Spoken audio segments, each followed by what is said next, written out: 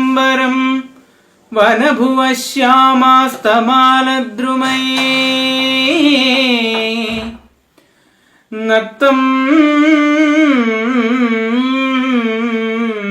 ഭീരുരയം ത്വമേവ തധിമം രാധേ ഗൃഹം പ്രാപയ. ഇത്തം നന്ദനിദേശദത്സലിതയോഃ പ്രത്യുക്തകുഞ്ചദ്രുമം രാധാ മാധവയോ ജയന്തി യമുനാകൂലേ രഹക്കേളയ.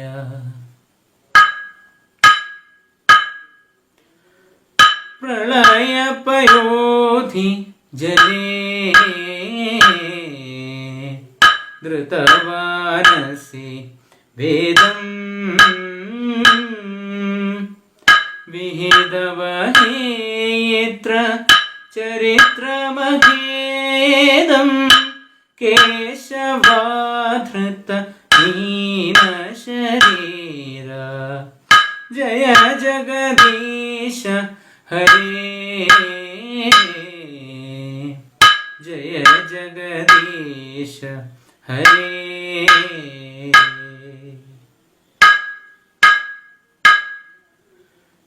ക്ഷിതിരതി വിപുല തരേ തവ തിഷ്ഠതി പൃഷ്ഠേ ധരണിധരണ കിണ ചക്രഗരീഷ്ടേ കേശവാധൃത കച്ചപരൂപ. ജയ ജഗദീശ ഹരേ ജയ ജഗദീശ ഹരേ.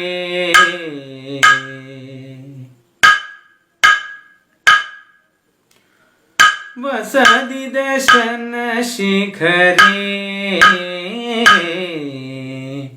ധരണി തവ ലഗ്നാ ശശിനി കളങ്ക കളേബനിമഗ്നാ കേശവാധൃത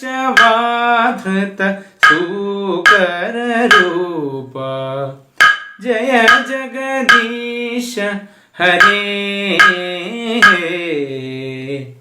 ജയ ജഗദീശ ഹരേ.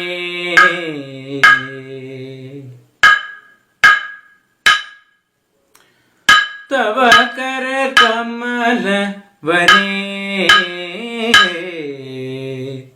നഖമധുത ശൃംഗം ദളിത ഹിരണ്യ കശിപുതനുഭംഗം കേശവാധൃത നരഹരി രൂപ.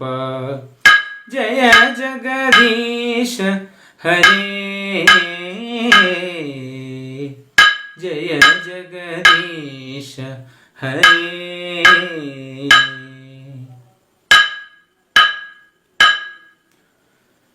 ഛലയസി വിക്രമണേ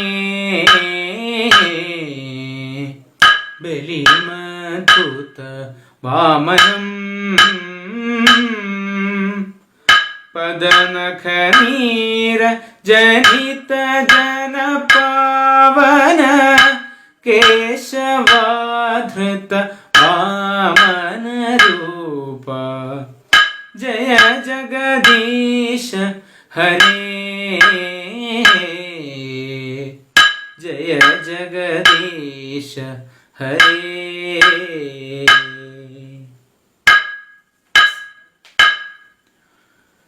ക്ഷത്രിയ രുധിര മയേ ജഗദപഗത പാപം സ്നപയസി പയസി ശമിത ഭവതാവം കേശവാധൃത भृगुपति रूप जय जगदीश हरे जय जगदीश हरे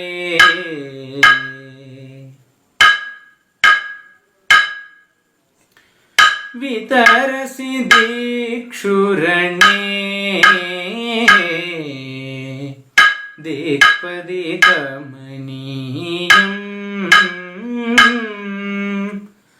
दशमुखमौलि बलिं रमणीयम्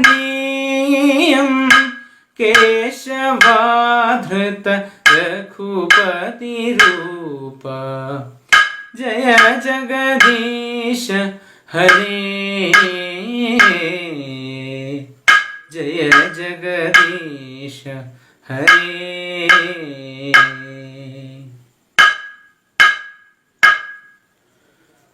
वह शिव पुषि विशदे वसनं जलदाभम् हलहति भीति मीडितयमुनाभम् केशवाधृत हलधर रूप जय जगदीश हरे जय जगदीश हरे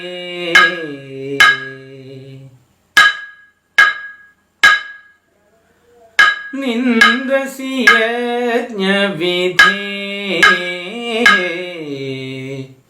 अहह श्रुतिजातम् सदय हृदय दर्शित पशुघादम् केशवाधृत बुद्ध शरीर जय जगदीश हरे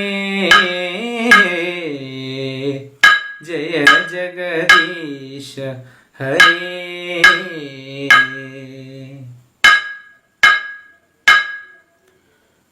म्लेच्छ निवहनिधने कलयसि करवाळम् धूमकेतुमिव किमपि कराळम् केशवाधृत कल्किशरीर केशवा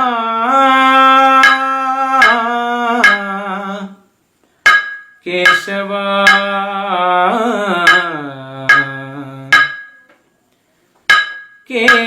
केशवाधृत कल्किशरीर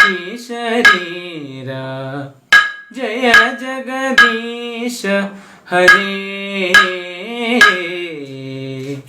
जय जगदीश हरे जय जगदीश हरे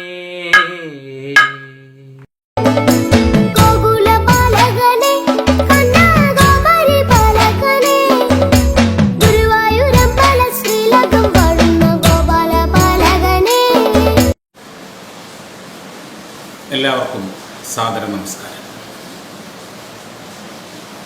ഓഗസ്റ്റ് 21 തീയതിയാണ് മലയാളത്തിലെ കേരളത്തിൻ്റെ ആത്മീയ ചൈതന്യം തന്നെയായ സ്വാമി ചിദാനന്ദപുരി മഹാരാജന് വേദ ബുക്സ് എന്ന ഈ എളിയ സംരംഭത്തിന് തുടക്കം കുറിച്ചത്. അതിനുശേഷം ഒരാഴ്ചയ്ക്ക് കഴിഞ്ഞിട്ടാണ് ആദ്യ പുസ്തകമായ ഡോക്ടർ മധു മീനച്ചിലിൻ്റെ വാക്കനാർത്തോറ്റം നാം ഇവിടെ പ്രകാശനം ചെയ്യും. എൻ്റെ കർത്തവ്യത്തിലേക്ക് കടക്കുന്നതിന് മുമ്പ് ഒരു സന്തോഷ വർത്തമാനം എൻ്റെ കുടുംബാംഗങ്ങളുമായി, വേദയുടെ കുടുംബാംഗങ്ങളുമായി പങ്കുവെക്കാൻ ഞാൻ ആഗ്രഹിക്കുകയാണ്. സുഹൃത്തുക്കളെ, ഓഗസ്റ്റ് 28 തീയതി പ്രകാശനം ചെയ്ത വാക്കനാർത്തോറ്റം ആദ്യ എഡിഷൻ മുഴുവനും വിട്ടുനിന്നിരിക്കുന്നു. ഒരാഴ്ച കൊണ്ട് രണ്ടാമത്തെ എഡിഷനിലേക്ക് ഞങ്ങൾ കടന്നിരിക്കുകയാണ്.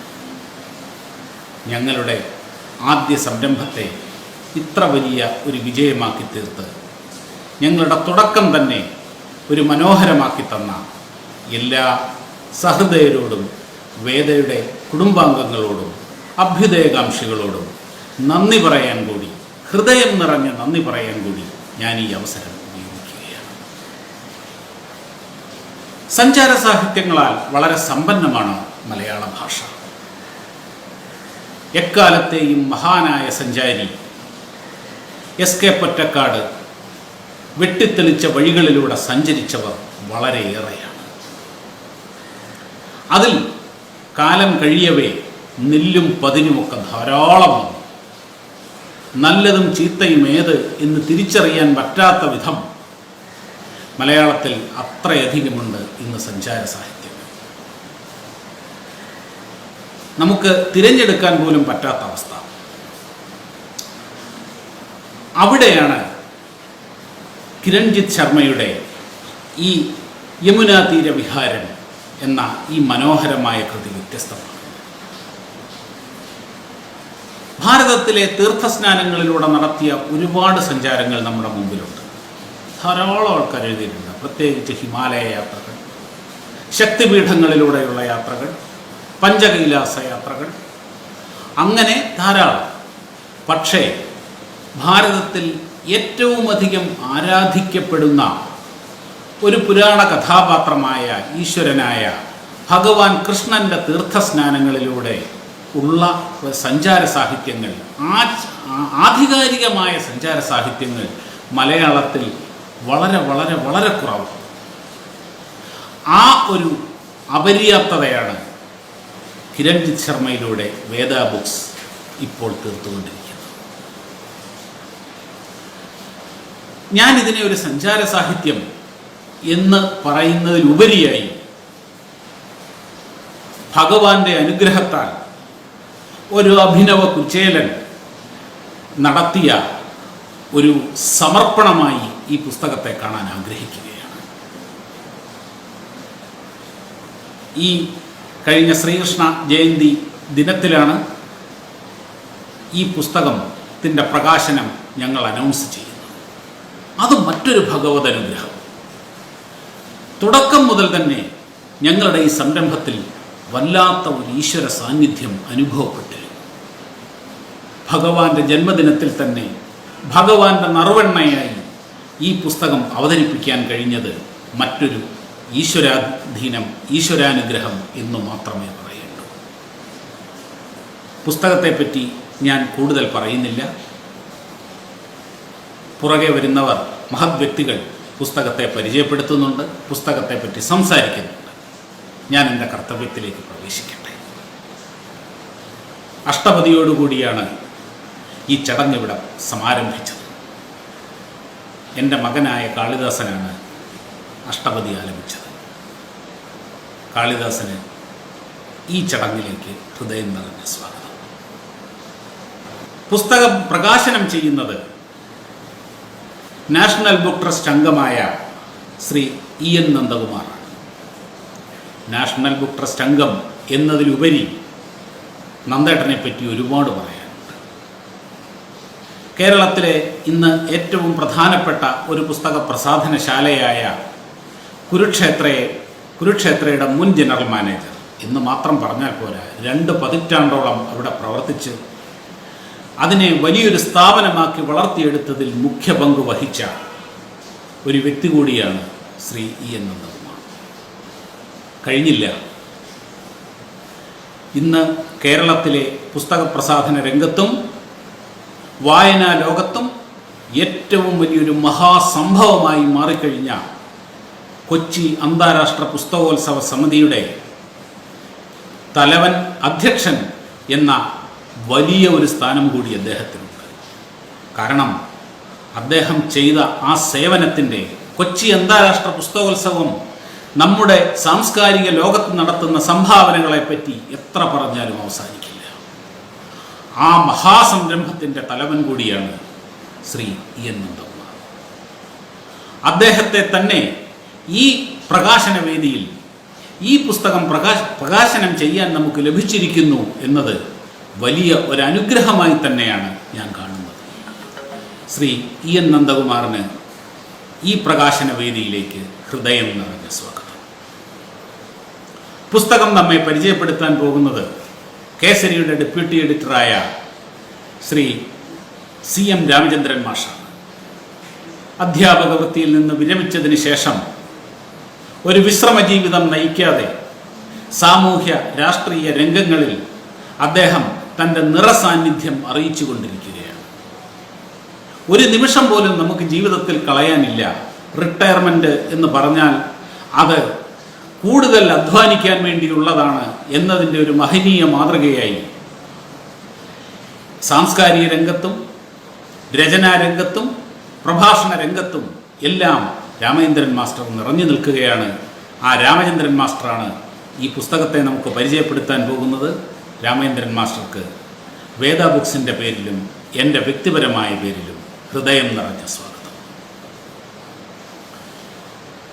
ഇന്ന് ഇവിടെ മുഖ്യ പ്രഭാഷണം നടത്തുന്നത് ശ്രീ എം ശ്രീഹർഷനാണ്. തപസ്യ കലാസാഹിത്യ വേദിയുടെ ജനറൽ സെക്രട്ടറിയായി ദീർഘകാലം പ്രവർത്തിച്ച് രചനാലോകത്തും ചിത്രരചനാലോകത്തും ഒക്കെ നിറസാന്നിധ്യമായി നമ്മോടൊപ്പമുള്ള ശ്രീ എൻ ശ്രീഹർഷൻ മാഷ് ഇന്ന് ഈ പുസ്തകത്തിനെ പറ്റിയും ഇതിൻ്റെ സാഹചര്യങ്ങളെപ്പറ്റിയും നമ്മോട് സംസാരിക്കും. ശ്രീഹർഷൻ മാഷിന് വേദയുടെ പേരിൽ ഞാൻ ഹൃദയം നിറഞ്ഞ സ്വാഗതം നേരുന്നു.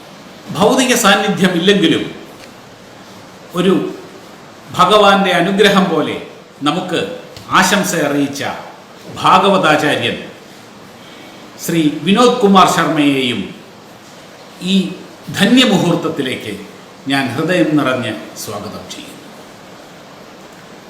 Last but not the least, ഇന്നത്തെ ദിവസത്തിൻ്റെ നായകൻ, ഭഗവാന്റെ ഈ നറുവെണ്ണ മലയാളിക്ക് സമ്മാനിച്ച നമ്മുടെ പ്രിയപ്പെട്ട ഗ്രന്ഥകാരൻ കിരൺജിത്ത് ശർമ്മ. വളരെ യാദൃശ്ചികമായിട്ടാണ് അദ്ദേഹം എന്നെ ബന്ധപ്പെടുന്നത്. പിന്നീട് ഞങ്ങൾ നേരിട്ട് കണ്ടിട്ടില്ല. പക്ഷേ ഈ കഴിഞ്ഞ 1.5 മാസക്കാലമായി ഈ പുസ്തകത്തിൻ്റെ പ്രസിദ്ധീകരണത്തിൻ്റെ ഭാഗമായി തന്നെ സംസാരിച്ചതിൽ കൂടി വളരെ അടുത്ത ഒരു ഹൃദയബന്ധം തന്നെ ഞങ്ങൾ തമ്മിലുണ്ടായി. യാദൃശ്ചികം എന്ന് ഒന്നും യാദൃശ്ചികമല്ലല്ലോ ഈ ലോകത്തിൽ. നമ്മുടെ ജീവിതത്തിലെല്ലാം എഴുതപ്പെട്ടതും തീരുമാനിക്കപ്പെട്ടതുമല്ലേ ആരൊക്കെയോ. അങ്ങനെ ഭഗവാൻ തീരുമാനിച്ച ഒരു നിയോഗമായിട്ടാണ് ഞങ്ങൾ ബന്ധപ്പെടുന്നത് എന്ന് വിശ്വസിക്കാനാണ് എനിക്കിഷ്ടം. ഈ പുസ്തകം ഇന്നിവിടെ പ്രകാശനം ചെയ്യുകയാണ്. ഈ പ്രകാശന വേദിയിലേക്ക് ഔപചാരികമായിട്ടാണെങ്കിൽ പോലും ശ്രീ കിരൺജിത്ത് ശർമ്മയെ സ്വാഗതം ചെയ്യുന്നതിൽ ഞാൻ വളരെയധികം കൃതാർത്ഥനാണ്. ശ്രീ കിരൺജിത്ത് ശർമ്മയ്ക്ക് ഈ വേദിയിലേക്ക് ഹൃദയം നിറഞ്ഞ സ്വാഗതം. ലോകത്തിൻ്റെ വിവിധ ഭാഗങ്ങളിൽ ഇരുന്നുകൊണ്ട് ഈ പരിപാടി വീക്ഷിക്കുകയും വേദയുടെ ഈ സംരംഭത്തെയും അനുഗ്രഹിക്കുകയും ചെയ്യുന്ന എല്ലാ അഭ്യുദയകാംക്ഷികൾക്കും കുടുംബാംഗങ്ങൾക്കും ഞാൻ വീണ്ടും വീണ്ടും സ്വാഗതം ആശംസിക്കുന്നു. കേരളത്തിൻ്റെ രാഷ്ട്രീയ സാമൂഹ്യ നവോത്ഥാന മണ്ഡലങ്ങളിൽ വൻ ചലനങ്ങൾ ഉണ്ടാക്കാൻ ശേഷിയുള്ള ചില രചനകളുമായി വേദ ബുക്സ് വീണ്ടും രംഗത്ത് വരുന്നുണ്ട്. വീണ്ടും നമ്മൾ തമ്മിൽ കാണുന്നതിൽ എൻ്റെ ഇപ്പോഴത്തെ ഈ വിടവാങ്ങൽ താൽക്കാലികം മാത്രമാണ്. നമ്മൾ പരിപാടി തുടരുകയാണ്. എല്ലാവർക്കും ഒരിക്കൽ കൂടി സ്വാഗതം ആശംസിച്ചുകൊണ്ട് ഞാൻ നിർത്തുന്നു. നന്ദി, നമസ്കാരം. എല്ലാവർക്കും ഭഗവാന്റെ അനുഗ്രഹമുണ്ടാകട്ടെ. വന്ദേ മാതരം. സൂര്യൻ കിഴക്കുദിച്ചു, കണ്ണൻ പാലാഴിയിൽ കുളിച്ചു, കണ്ണെഴുതിച്ചു, അമ്മ യശോദ കണ്ണനെ ഉമ്മ വച്ചു. Veda books managing director Shri Shabu Prasad, ഇന്ന് ഈ പുസ്തക പ്രകാശന വേളയിൽ പുസ്തക പരിചയം നടത്തുന്ന കേസരിയുടെ ഡെപ്യൂട്ടി എഡിറ്ററും ഗ്രന്ഥകർത്താവുമായ Shri C M Ramachandran master, ഇന്ന് പ്രഭാഷണം നടത്തുന്ന തപസ്യ കലാസാഹിത്യ വേദിയുടെ മുൻ സംസ്ഥാന general secretary Shri Harshan master, ഭാഗവത ആചാര്യൻ ശ്രീ വിനോദ് കുമാർ ശർമ്മ, അതേപോലെ ഇന്ന് അതിമനോഹരമായി അഷ്ടപതി ആരംഭിച്ച പ്രസാദ് കാളിദാസൻ, സർവോപരി ഇന്ന് എല്ലാവരുടെയും ശ്രദ്ധാകേന്ദ്രമായിരിക്കുന്ന ഗ്രന്ഥകർത്താവ് യമുനാതീര വിഹാരം എന്ന മഹത്തായ ഗ്രന്ഥം നമുക്ക് സമ്മാനിച്ച കിരൺജിത് യു ശർമ്മ, എന്നെ കേൾക്കുന്ന നല്ലവരായ സാഹിത്യ സാംസ്കാരിക കൃതികളായ സുഹൃത്തുക്കളെ, നമ്മൾ സാധാരണ നിരവധി പുസ്തകങ്ങൾ നോവലിന്റെ രൂപത്തിലാണെങ്കിലും കവിതയുടെ രൂപത്തിലാണെങ്കിലും കഥയുടെ രൂപത്തിലാണെങ്കിലും യാത്രാവിവരണങ്ങളുടെ രൂപത്തിലാണെങ്കിലും നമ്മൾ പലരും വായിച്ചിട്ടുണ്ടാകും. യാത്രാവിവരണങ്ങൾക്ക് നമുക്ക് സാധാരണ വലിയൊരു പ്രാധാന്യമുള്ളത് അത് ഒരു വ്യക്തി സഞ്ചരിക്കുന്ന ഒരു സഞ്ചാര പഥത്തെ സംബന്ധിച്ച് മാത്രമല്ല, ഒരു പ്രദേശത്തെ സംബന്ധിക്കുന്ന സവിസ്തരമായിട്ടുള്ള പ്രതിപാദ്യം കൂടി അതിന്റെ ഭാഗമാണ്. എസ് കെ പൊറ്റക്കാടിന്റെ വിദേശത്തിന്റെ കഥ വായിക്കുന്ന സമയത്ത് മാലിയെക്കുറിച്ചും ബാലിയെക്കുറിച്ചും വ്യത്യസ്തമായിട്ടുള്ള ലോകത്തിലെ വിവിധ രാജ്യങ്ങളെ സംബന്ധിച്ച് നമ്മുടെ മനസ്സിൽ ഒരു ഏകദേശ ചിത്രം തരുവാൻ അദ്ദേഹത്തിന് സാധിക്കുന്നു. എം പി വീരേന്ദ്രകുമാറിന്റെ ഹൈമവധഭൂമിയിൽ വായിക്കുന്ന സമയത്ത് ഹിമാലയ സാനുക്കളിലേക്കുള്ള യാത്രയെ സംബന്ധിച്ച് പുസ്തകത്തിൽ പ്രതിപാദിക്കുന്നു. ഹിമാലയത്തിലേക്ക് എത്തിച്ചേരുന്ന വഴിത്താലയിലുള്ള നിരവധി സ്ഥലങ്ങളെ സംബന്ധിച്ചും അതിന്റെ ചരിത്ര പശ്ചാത്തലത്തെ സംബന്ധിച്ചും ആ പുസ്തകത്തിൽ കൃത്യമായി പ്രതിപാദിച്ചിരിക്കുന്നു. തപോവനാനന്ദ സ്വാമികളും സിദ്ധിനാഥാനന്ദ സ്വാമികളും അടക്കം നിരവധി ഋഷീശ്വരന്മാര് ഹിമാലയ സാനുക്കളെ സംബന്ധിച്ച് നമുക്ക് വ്യത്യസ്തമായിട്ടുള്ള അറിവുകൾ പങ്കുവച്ചിട്ടുണ്ട് നമ്മളുമായി. വളരെ അടുത്ത കാലത്ത് ശ്രീമാൻ രാമചന്ദ്രൻ അവർകള് അദ്ദേഹം രചിച്ചിരിക്കുന്ന ഹിമാലയ യാത്രകളെ സംബന്ധിക്കുന്ന നിരവധി ഗ്രന്ഥങ്ങൾ നമ്മൾ പലരും വായിച്ചിട്ടുണ്ടാകും. ഇത്തരം ഗ്രന്ഥങ്ങളെല്ലാം തന്നെ നമുക്ക് ഭാരതത്തിന്റെയും മറ്റ് രാജ്യങ്ങളെയും സംബന്ധിക്കുന്ന കൃത്യമായിട്ടുള്ള ആ പ്രദേശങ്ങളെ സംബന്ധിക്കുന്ന കൃത്യമായിട്ട് ചിത്രം നമ്മുടെ മുന്നിലേക്ക് എത്തിക്കാം. ഇവിടെ കിരൺജിത് ശർമ്മ നിർവഹിച്ചിരിക്കുന്ന ദൌത്യവും ഏകദേശം അത്തരത്തിലൊരു വലിയ ദൌത്യം തന്നെയാണ്. അദ്ദേഹം യമുനാതീര വിഹാരം എന്ന് പറയുന്ന ഗ്രന്ഥത്തിലൂടെ സാധിച്ചിരിക്കുന്നത് അത് കേവലം ഒരു കഥയുടെ രൂപത്തിലല്ല, ഈ തരം ഒരു യാത്രാവിവരണം വെറുതെ ഒരു വിവരണത്തിന്റെ മാത്രമായി വേണ്ടിയിട്ടല്ല. ആ യാത്രാവിവരണം നിർവഹിച്ചിരിക്കുന്നത് ആ പ്രദേശത്തിന്റെ ചരിത്ര പശ്ചാത്തലങ്ങളെ ഉൾക്കൊണ്ടുകൊണ്ടാണ്.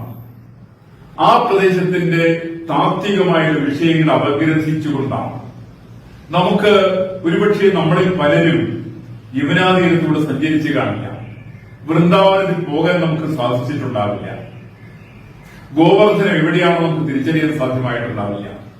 പക്ഷെ ഈ പുസ്തകം യമുനാതീര വിഹാരം നമ്മൾ വായിക്കുന്ന സമയത്ത് നമുക്ക് കിട്ടുന്ന ഏറ്റവും വലിയ സൗഭാഗ്യം അതാണ്.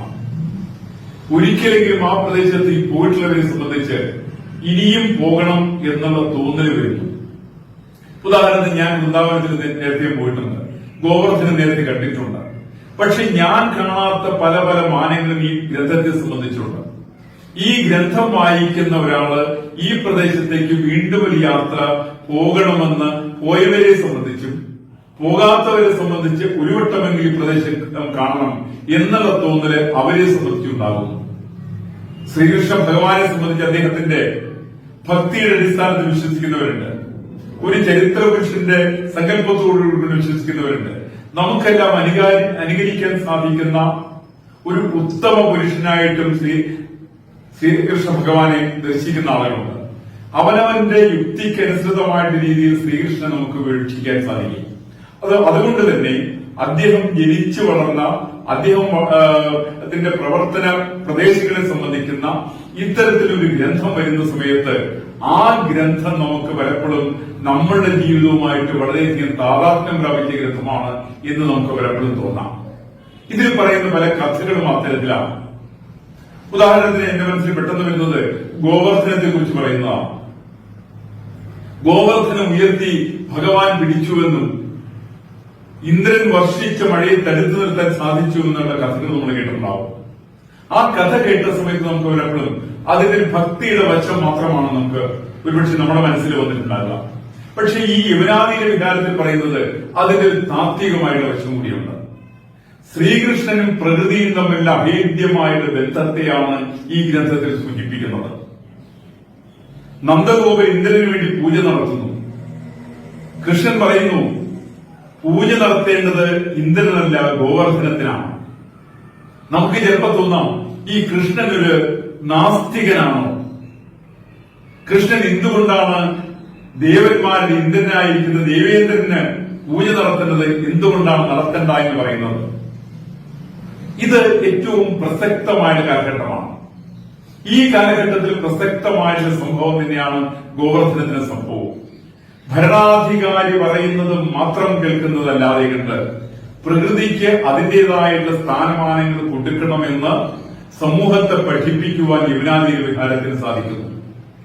ദേവേന്ദ്രൻ പറയുന്നു എന്നെ പൂജിക്കണം, എന്നെ പൂജിച്ചില്ലെങ്കിൽ ഞാൻ നിങ്ങളുടെ ഗോപന്മാരുടെ കേന്ദ്രങ്ങൾ മുഴുവൻ, ഗോപന്മാരും ഗോപികമാരും അധിവസിക്കുന്ന നഗരം മുഴുവൻ ഞാൻ ഞാനത് വെള്ളത്തിലാക്കി കളയും എന്നാണ് പറയുന്നത്. കനത്ത മഴ വർഷിക്കുന്നു. ആ സമയത്ത് ഭഗവാൻ ചെയ്യുന്നത് ഗോവർദ്ധന പർവ്വതത്തെ ഉയർത്തിപ്പിടിക്കുകയാണ്. അത് ഉയർത്തിപ്പിടിക്കുന്ന സമയത്ത് ഒരു തുള്ളി വെള്ളം പോലും താഴേക്ക് വരുന്നില്ല. പലപ്പോഴും ഭരണാധികാരികളുടെ പരിപാടി ഇത്തരത്തിലാണല്ലോ. അവർക്ക് ഇഷ്ടമില്ലാതെ വരുന്ന സമയത്ത് അവർ അണക്കെട്ട് തുറന്നു വിടും.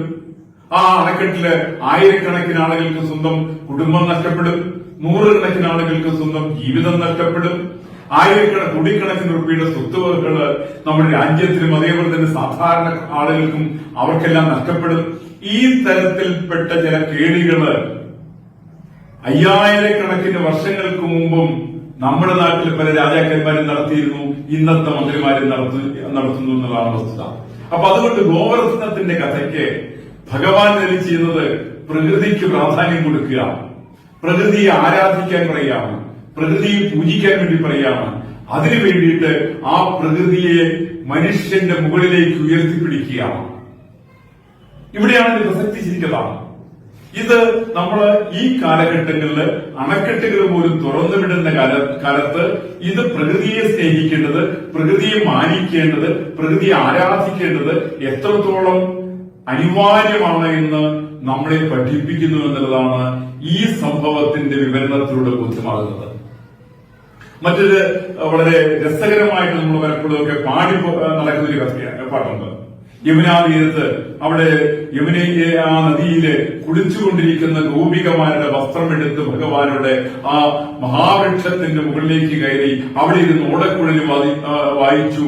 അങ്ങനെ സ്ത്രീകള് അവർ ഇരുകൈകൾ നീട്ടിക്കൊണ്ട് ഭഗവാനെ വിളിച്ച സമയത്താണ് ഭഗവാൻ അവർക്ക് വസ്ത്രം കൊടുത്തത് എന്ന് നമ്മൾ ഭക്തിരസ പ്രധാനമായിട്ട് പറയാറുണ്ട്. പക്ഷെ ഇതിൽ ശ്രീകൃഷ്ണനെ സംബന്ധിച്ച് ഈ പുസ്തകത്തിൽ ഞാൻ വായിച്ചു മനസ്സിലാക്കുന്നത് അതിനകത്ത് പറയുന്നത് മാത്രമല്ല, സ്ത്രീകള് നദിക്കരയിലേക്ക് നഗ്നരായിട്ട് അവർ കുളിക്കാൻ വേണ്ടി ഇറങ്ങുന്നു, തിരിച്ചതേപോലെ തന്നെ കയറുന്നു. ശ്രീകൃഷ്ണൻ പറയുന്നത് വരുണൻ എന്ന് പറയുന്ന നദിയുടെ അധിപനായിരിക്കുന്ന എന്ന ദേവൻ, അദ്ദേഹത്തിനും അല്ലെങ്കിൽ നദിക്കും പ്രകൃതിക്കും അനിവാര്യമായിരിക്കുന്ന സ്ഥാനം അവർക്ക് കൊടുക്കാൻ തയ്യാറാവണം, അവരും മാനിക്കാൻ നമ്മൾ തയ്യാറാവണം. ഈ തരത്തിൽപ്പെട്ട ആയിരിക്കരുത് കുളിക്കാൻ വേണ്ടിയിട്ട് ഇറങ്ങുക, വേണ്ട വസ്ത്രങ്ങൾ ഉപയോഗിക്കുക തന്നെ വേണം. അങ്ങനെയുള്ള നഗ്നരായിട്ട് ഇറങ്ങിയിരിക്കുന്ന ആളുകളുടെ വസ്ത്രങ്ങൾ അപഹരിക്കുന്നതിലൂടെ ശ്രീകൃഷ്ണൻ നമ്മളെ പഠിപ്പിക്കുന്നത് നിങ്ങൾ പ്രകൃതിയെ മാനിക്കണം എന്ന് തന്നെയാണ്. ഈ കഥ വളരെ ലളിതമായിട്ടുള്ള രീതിയിൽ ലളിതമായിട്ടുള്ള പദപ്രയോഗങ്ങളിലൂടെ കിരൺജിത്ത് ശർമ്മ എന്ന് പറയുന്ന പ്രധാന അധ്യാപകൻ നമ്മുടെ മുമ്പിലേക്ക് അവതരിപ്പിക്കാം. ഞാൻ പ്രധാന അധ്യാപകൻ എന്ന് അദ്ദേഹത്തെ വീണ്ടും വീണ്ടും ഉപയോഗിക്കാനുള്ള കാരണം ഒരുപക്ഷെ ഒരു പ്രധാന അധ്യാപക കുടുംബത്തിലാണ് അദ്ദേഹം ജനിച്ചു വളർന്നിട്ടുള്ളത്. അദ്ദേഹത്തിന്റെ അച്ഛനും അമ്മയും എല്ലാം പ്രധാന അധ്യാപകരായിരുന്നു. അതുകൊണ്ട് തന്നെ ആയിരിക്കാം ഈ അധ്യാപകരുടെ ഏറ്റവും വലിയൊരു സവിശേഷതയുള്ളത് അവർക്ക് ലളിതമായിട്ട് വാക്കുകൾ ഉപയോഗിക്കാൻ അറിയാം. അവർക്ക് പലപ്പോഴും അവർ സംവദിക്കുന്നത് യുവതലമുറയോടാണ്, അവർ സംവദിക്കുന്നത് കുട്ടികളോടാണ്.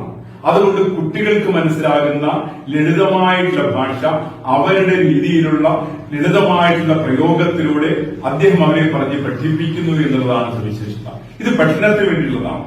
ഈ പഠിപ്പിച്ച് പുതിയ തലമുറയിൽപ്പെട്ട ആളുകൾ കാര്യങ്ങൾ തെറ്റായിട്ട് പഠിക്കാതിരിക്കാൻ ശരിയായ രീതിയിൽ അവരെ മനസ്സിലാക്കുവാൻ ശ്രീകൃഷ്ണൻ ജനിച്ചു വളർന്ന സാഹചര്യത്തെ സംബന്ധിച്ചും അദ്ദേഹത്തിന്റെ ഗ്രാമത്തെ സംബന്ധിച്ചും യമുനാ നദിയുടെ തീരത്തെ സംബന്ധിച്ചും ആ പ്രദേശത്തുള്ള ഗ്രാമങ്ങളെ സംബന്ധിച്ചും ഒക്കെയുള്ള സവിസ്തര പ്രതിപാദനമാണ് ഈ യമുനാ തീര വിഹാരം എന്ന് പറയുന്ന ഗ്രന്ഥം. അത് വായനാസുഖമുള്ള പുസ്തകമാണ്. ഈ വായനാസുഖമുള്ള പുസ്തകമാണ് വായനയിലേക്ക് ആളുകളെ എത്തിച്ചേർക്കുന്നതിൽ വലിയ പങ്ക് വഹിക്കുന്നത് ഇത്തരം ഗ്രന്ഥങ്ങളാണ്. ആ ഒരു ദൗത്യം നിർവഹിക്കുന്ന കാര്യത്തിൽ കിരൺജിത് ശർമ്മ വിജയിച്ചിരിക്കുന്നുവെന്ന് എന്നെ സംബന്ധിച്ച് യാതൊരു സംശയവുമില്ലാതെ പറയാൻ സാധിക്കും.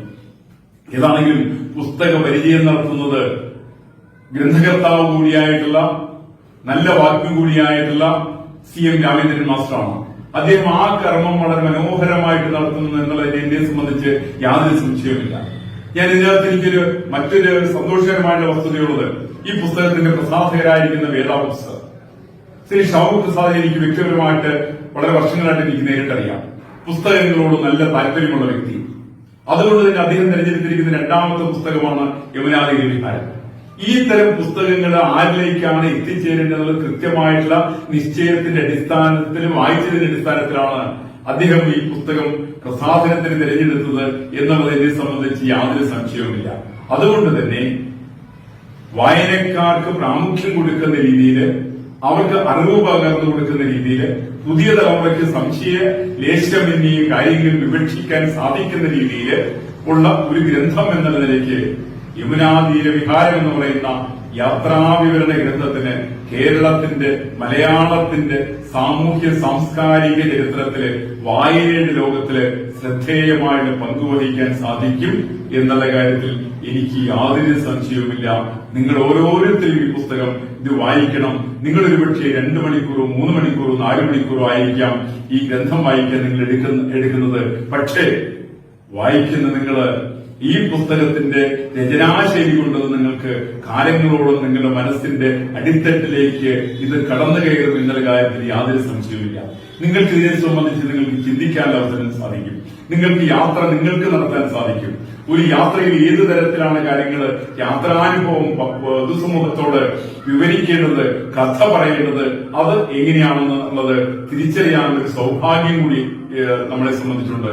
ഏതാണെങ്കിലും ഈ തരം ഒരു മഹത്തായ പുസ്തകം പ്രകാശനം ചെയ്യാൻ സാധിക്കുന്നത് ഒരു സൗഭാഗ്യമായി തന്നെ ഞാൻ കരുതുന്നു. വളരെ സന്തോഷത്തോടു കൂടിക്കൊണ്ട്, നിങ്ങളുടെ എല്ലാം അനുവാദത്തോടു കൂടിക്കൊണ്ട് ഈ പുസ്തകത്തിന്റെ ഔപചാരികമായിരിക്കുന്ന പ്രകാശനം ഞാൻ ഈ സമയത്ത് നിർവഹിക്കാൻ ആഗ്രഹിക്കുകയാണ്. അതിനുവേണ്ടിയിട്ട് നിങ്ങളുടെ എല്ലാവരും സന്തോഷത്തോടും അനുവാദത്തോടു കൂടിയിട്ട് ഈ കർമ്മം ഞാൻ നിർവഹിക്കുന്നു. നന്ദി, നമസ്കാരം.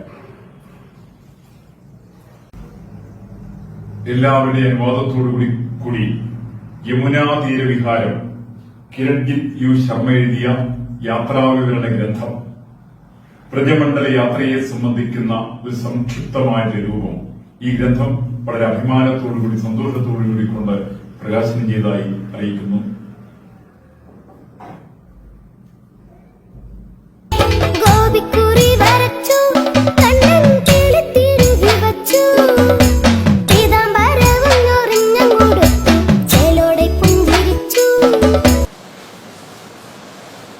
എല്ലാവർക്കും നമസ്കാരം. മലയാള പുസ്തക പ്രസാധന രംഗത്തെ നവാഗതരായ വേദാ ബുക്സ് മികച്ച ഗ്രന്ഥങ്ങൾ വായനക്കാർക്ക് ലഭ്യമാക്കുക എന്ന ലക്ഷ്യത്തോടുകൂടി പുസ്തകം പ്രസിദ്ധീകരിച്ചു വരികയാണ്. ഇതിൻ്റെ ഭാഗമായി പ്രസിദ്ധീകരിക്കുന്ന ഒരു യാത്രാവിവരണ ഗ്രന്ഥത്തിൻ്റെ പ്രകാശന കർമ്മമാണ് ഇപ്പോൾ ഇവിടെ നടക്കുന്നത്. ഈ പുസ്തകത്തെ പരിചയപ്പെടുത്തുക എന്നുള്ളതാണ് എൻ്റെ ദൗത്യം. എഴുത്തുകാരനും അധ്യാപകനുമായ കിരൺജിത് ശർമ്മയുടെ യമുനാ തീര വിഹാരം എന്ന അതിമനോഹരമായ ഒരു യാത്രാവിവരണ ഗ്രന്ഥമാണ് ഇവിടെ പ്രകാശനം ചെയ്യപ്പെടുന്നത്. അദ്ദേഹം വൃന്ദാവനത്തിൽ യാത്ര ചെയ്ത് അവിടുത്തെ മുഴുവൻ ദൃശ്യങ്ങളും വായനക്കാർക്കായിട്ട് ഈ പുസ്തകത്തിൽ സവിസ്തരം പ്രതിപാദിച്ചിരിക്കുകയാണ്. നമുക്കറിയാം, മലയാളത്തിൽ യാത്രാവിവരണ ശാഖ എന്നുള്ളത് വളരെ വിപുലമായ ഒരു സാഹിത്യ ശാഖയാണ്. മഹാനായ SK പൊറ്റക്കാടിനെ പോലുള്ള സഞ്ചാരികൾ ലോകം മുഴുവൻ സഞ്ചരിച്ച് അവരുടെ അനുഭവങ്ങൾ വായനക്കാർക്ക് വളരെ ആകർഷകമാകുന്ന വിധത്തിൽ അവതരിപ്പിച്ചവരാണ്. അതോടൊപ്പം തന്നെ ഹിമാലയ യാത്രയുടെ അനവധി വിവരണങ്ങൾ നമുക്ക് ലഭ്യമാണ്. തപോവനസ്വാമി മുതൽ രാജൻ കാക്കനാടൻ വരെയുള്ള നിരവധി ആളുകൾ അവരുടെ യാത്രാ വിവരണങ്ങളിലൂടെ ഹിമാലയയുടെ യാത്രയുടെ അനുഭവം വായനക്കാർക്ക് ലഭ്യമാക്കി തന്നവരാണ്. അതേസമയം തന്നെ യാത്രാ വിവരണം അതിൻ്റെ നിലവാരം തകർത്തിയ ആളുകളുമുണ്ട്. ചില ആളുകൾ അവരുടെ യാത്രാവിവരണം നമ്മൾ വായിക്കുകയാണെങ്കിൽ അതിൽ നിന്ന് നമുക്ക് യാതൊന്നും ലഭിക്കുകയില്ല. കാരണം പലപ്പോഴും അവർ അവരുടെ വ്യക്തിപരമായ കാര്യങ്ങൾ, അവരുടെ പൊങ്ങച്ചങ്ങൾ അതൊക്കെ പ്രതിപാദിക്കുന്നതിന് വേണ്ടി യാത്രാവിവരണം എഴുതിയ ആളുകളുണ്ട്. പക്ഷെ ഇതിൽ നിന്നെല്ലാം വ്യത്യസ്തമായിട്ട് വളരെ മികച്ച ഒരു യാത്രാവിവരണമാണ് കിരൺജിത്ത് എഴുതിയിരിക്കുന്നത്. ഭഗവാൻ ശ്രീകൃഷ്ണന്റെ ലീലകൾ നടന്ന ആ വൃന്ദാവന പുണ്യഭൂമിയിലേക്ക് അദ്ദേഹം വായനക്കാരെ കൂട്ടിക്കൊണ്ടുപോവുകയാണ്. നമുക്കറിയാം, മഹാകവി ഉള്ളൂർ അദ്ദേഹത്തിൻ്റെ ഒരു കവിതയിൽ വളരെ ഭംഗിയായിട്ട് ആ വൃന്ദാവന ഭൂമിയെ പ്രകീർത്തിച്ചിട്ടുണ്ട്. കാളിന്തി ആറ്റിൻകരയിൽ കണ്ണിൻ അമൃതധാരയായി പരപ്പിലുണ്ടൊരാരോമൽ പച്ചപ്പുൽ തകിടിപ്പുറം അനന്ത മഹിമാവേന്തുമാ വൃന്ദാവന ഭൂമിയിൽ മാടുമേച്ചു കളിച്ചാൻ പോൽ മായാ മാനുഷൻ എൻപുമാൻ എന്നാണ് മഹാകവി ഉള്ളൂർ വാഴ്ത്തിയിട്ടുള്ളത്. ആ പുണ്യഭൂമിയിലേക്കാണ് നമ്മെ കിരൺജിത്ത് കൂട്ടിക്കൊണ്ടുപോകുന്നത്. വളരെ മനോഹരമായ യാത്രാവിവരണമാണിത്. ആ വൃന്ദാവന ഭൂമി എന്ന് പറയുന്ന സമയത്ത് അവിടെ യാത്ര ചെയ്ത അനവധി വായനക്കാരുണ്ടാകാം, അവിടെ പോകാൻ ആഗ്രഹിക്കുന്ന അനവധി ആളുകളുണ്ടാവാം. അവർക്കൊക്കെ തന്നെ വളരെ പ്രയോജനകരമാവുന്ന രീതിയിൽ അവിടുത്തെ എല്ലാ കാര്യങ്ങളും തന്നെ കിരൺജിത്ത് ഈ പുസ്തകത്തിൽ വിശദീകരിച്ചിരിക്കുകയാണ്. ഈ വൃന്ദാവന ഭൂമിയെക്കുറിച്ച് പറയുന്ന സമയത്ത് ഭഗവാൻ ശ്രീകൃഷ്ണന്റെ ജന്മം കൊണ്ടും കർമ്മം കൊണ്ടും പരിപാവനമായ പുണ്യഭൂമിയാണത്. ഈ യാത്രാവിവരണം വായിച്ചു കഴിയുന്ന ഒരു വായനക്കാരനെ സംബന്ധിച്ചിടത്തോളം ആ പുണ്യഭൂമിയിലെ എല്ലാ കാര്യങ്ങളും തന്നെ നമുക്ക് മനസ്സിലാക്കാൻ സാധിക്കുന്നു. 5000-ലധികം വർഷങ്ങൾക്ക് മുമ്പ് ഭഗവാൻ ശ്രീകൃഷ്ണൻ ജനിച്ച സ്ഥലവും അദ്ദേഹം കേളികൾ ആടിയ സ്ഥലവും എല്ലാം തന്നെ ഇതിൽ പ്രതിപാദിക്കപ്പെട്ടിരിക്കുകയാണ്. ഉത്തർപ്രദേശ്, ഹരിയാന തുടങ്ങിയ സംസ്ഥാനങ്ങളുടെ ഭാഗമായി നിൽക്കുന്ന വൃന്ദാവന ഭൂമി ഏകദേശം 2500 ചതുരശ്ര കിലോമീറ്റർ വ്യാപ്തിയുള്ളതാണ്. ആ പ്രദേശം മുഴുവൻ തന്നെ ഇന്നും ശ്രീകൃഷ്ണ ചൈതന്യം നിറഞ്ഞു നിൽക്കുന്നു എന്ന് നമുക്ക് ഈ പുസ്തകത്തിൽ നിന്ന് മനസ്സിലാക്കാൻ സാധിക്കുന്നു. അവിടെ മുഴുവൻ യാത്ര ചെയ്ത് അവിടെ ഭഗവാൻ ശ്രീകൃഷ്ണനുമായി ബന്ധപ്പെട്ട് ഇന്നും നിലനിന്നു വരുന്ന ക്ഷേത്രങ്ങൾ, അതേപോലെ തീർത്ഥസ്ഥാനങ്ങൾ, തീർത്ഥക്കുളങ്ങൾ, വനഭൂമികൾ, ഇതെല്ലാം തന്നെ വളരെ വിശദമായി ചിത്രങ്ങളോട് കൂടിയിട്ട് അതിൻ്റെ ചരിത്രത്തോടുകൂടി കിരൺജിത്ത് ഈ പുസ്തകത്തിൽ പ്രതിപാദിക്കുന്നുണ്ട്. വളരെ മനോഹരമായിട്ടാണ് ഇതെല്ലാം ആവിഷ്കരിച്ചിരിക്കുന്നത്. ഓരോ പ്രദേശത്തെത്തുമ്പോഴും അവിടുത്തെ മുഴുവൻ വിവരങ്ങളും നമുക്ക് വിവരണ രൂപത്തിൽ നൽകിയിരിക്കുകയാണ്. ചരിത്രപരമായ വസ്തുതകളുണ്ട്. ഉദാഹരണത്തിന് മധുരാപുരിയെക്കുറിച്ച് പറയുന്ന സമയത്ത് അവിടെ ശ്രീകൃഷ്ണൻ ജനിച്ച സ്ഥലത്ത് നമുക്കറിയാം, ശ്രീകൃഷ്ണ ജന്മസ്ഥാനത്തുണ്ടായിരുന്ന അവിടെ ഉണ്ടായിരുന്ന ക്ഷേത്രം തകർത്ത് അവിടെ ഔറംഗസേബ് ഒരു പള്ളി നിർമ്മിച്ചു. അപ്പോൾ ആ ഒരു ചരിത്രം ഈ പുസ്തകത്തിൽ വിശദീകരിക്കപ്പെടുന്നുണ്ട്. ഔറംഗസേബ് ക്ഷേത്രം തകർക്കുന്നതിന് മുമ്പ് തന്നെ മുഹമ്മദ് ഗസ്നിയുടെ ആക്രമണകാലത്ത് അവിടെ ഉണ്ടായിരുന്ന മനോഹരമായ വിഗ്രഹം അഫ്ഗാനിസ്ഥാനിലേക്ക് കടത്തിക്കൊണ്ടുപോയതായിട്ട് ഈ പുസ്തകത്തിൽ പറയുന്നു. പിന്നീട് ഔറംഗസേബ് ക്ഷേത്രം തകർക്കുകയും ജന്മസ്ഥാനത്തെ പള്ളിയാക്കിയും മാറ്റി. ഇന്നും അതിൻ്റെ ഒരു ഭാഗം പള്ളിയായി തന്നെ നിലകൊള്ളുകയാണ്. ആ വിവരങ്ങളൊക്കെ തന്നെ നമുക്ക് ഈ പുസ്തകത്തിൽ കാണാൻ സാധിക്കുന്നുണ്ട്. അതുപോലെ പുസ്തകത്തിൽ ഭഗവാൻ ശ്രീകൃഷ്ണനുമായി ബന്ധപ്പെട്ട ഓരോ കഥകളും നമുക്കറിയാം. നമ്മൾ കൊച്ചു കുട്ടികൾ മുതൽ മനസ്സിലാക്കുന്ന കഥകൾ, ആ കഥകൾ നടന്ന പ്രദേശങ്ങളിൽ സഞ്ചരിച്ച് അവിടെയുള്ള ഇന്ന് എന്താണ് കാണുന്നത് അതിൻ്റെ വിവരണം നമുക്ക് ലഭ്യമാണ്. ഉദാഹരണമായിട്ട് ഗോവർദ്ധന പർവ്വതത്തെക്കുറിച്ച് പറയുന്ന സമയത്ത് ഗോവർദ്ധനത്തിൻ്റെ കഥ നമുക്കറിയാം. ആ കഥ അദ്ദേഹം അവതരിപ്പിക്കുന്നു ഈ പുസ്തകത്തിൽ. ആ കഥ അവതരിപ്പിച്ച ശേഷം ഗോവർദ്ധന പർവ്വതത്തിൽ ഇന്ന് നടക്കുന്ന പരിക്രമണം, ആ പർവ്വതത്തിൻ്റെ ചുറ്റുമായിട്ട് ഭക്തജനങ്ങൾ നടത്തുന്ന പരിക്രമണം, ആ പരിക്രമണത്തിൽ എന്തെല്ലാം കാണുന്നു, എന്തെല്ലാം അനുഭവം ഉണ്ടാകുന്നു, ഇതിനെക്കുറിച്ച് വിശദീകരിക്കുന്നു. വളരെ കൃത്യമായ രീതിയിലാണ് അത് അവതരിപ്പിക്കുന്നത്. അപ്പോൾ ആ രീതിയിലുള്ള മുഴുവൻ കാഴ്ചകളും ഈ പുസ്തകത്തിൽ വിവരിക്കപ്പെടുന്നുണ്ട്.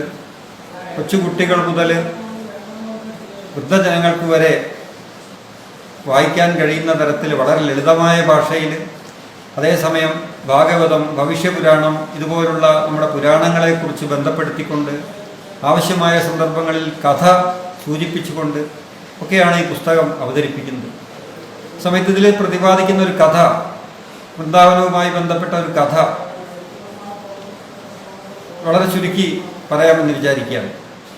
വൃന്ദാവന ഭൂമിയിൽ ഒരിക്കൽ നാരദ മഹർഷി സഞ്ചരിക്കുന്ന സമയത്ത് അദ്ദേഹം ഒരു സുന്ദരിയായ ഒരു സ്ത്രീയെയും അവരുടെ വളരെ ശോഷിച്ച 2 മക്കളെയും കാണുന്നു. അപ്പോൾ ഇതാരാണ് ഈ 3 പേര്? ഈ സുന്ദരിയായ സ്ത്രീ അവർ ഭക്തിയാണ്. ഈ ശോഷിച്ച 2 മക്കൾ ജ്ഞാനവും വൈരാഗ്യവുമാണ്. ഈ ഭക്തി ദ്രാവിഡ ദേശത്ത് ജനിച്ച്, പക്ഷേ കലിയുഗമാണ്. കലിയുഗത്തിൽ ഭക്തിക്ക് അതേപോലെ തന്നെ മക്കളായിട്ടുള്ള ജ്ഞാനത്തിന് വൈരാഗ്യത്തിന് ഒന്നും യാതൊരു പ്രസക്തിയില്ലാതെ അവർ വളരെ ശോഷിച്ചു പോയി. പക്ഷേ ഇവിടെ നിന്ന് ഭക്തി ദ്രാവിഡ ദേശത്ത് നിന്ന് സഞ്ചരിച്ച് കർണാടകയിലൂടെ മഹാരാഷ്ട്രയിലൂടെ ഈ വൃന്ദാവന ഭൂമിയിൽ എത്തിയ സമയത്ത് ആ വൃന്ദാവന ഭൂമിയിൽ ശ്രീകൃഷ്ണന്റെ പാദസ്പർശമേറ്റ ആ പുണ്യഭൂമിയിൽ സ്പർശിച്ചപ്പോൾ തന്നെ അവർക്ക് അവരുടെ യൗവനം തിരിച്ചു കിട്ടി.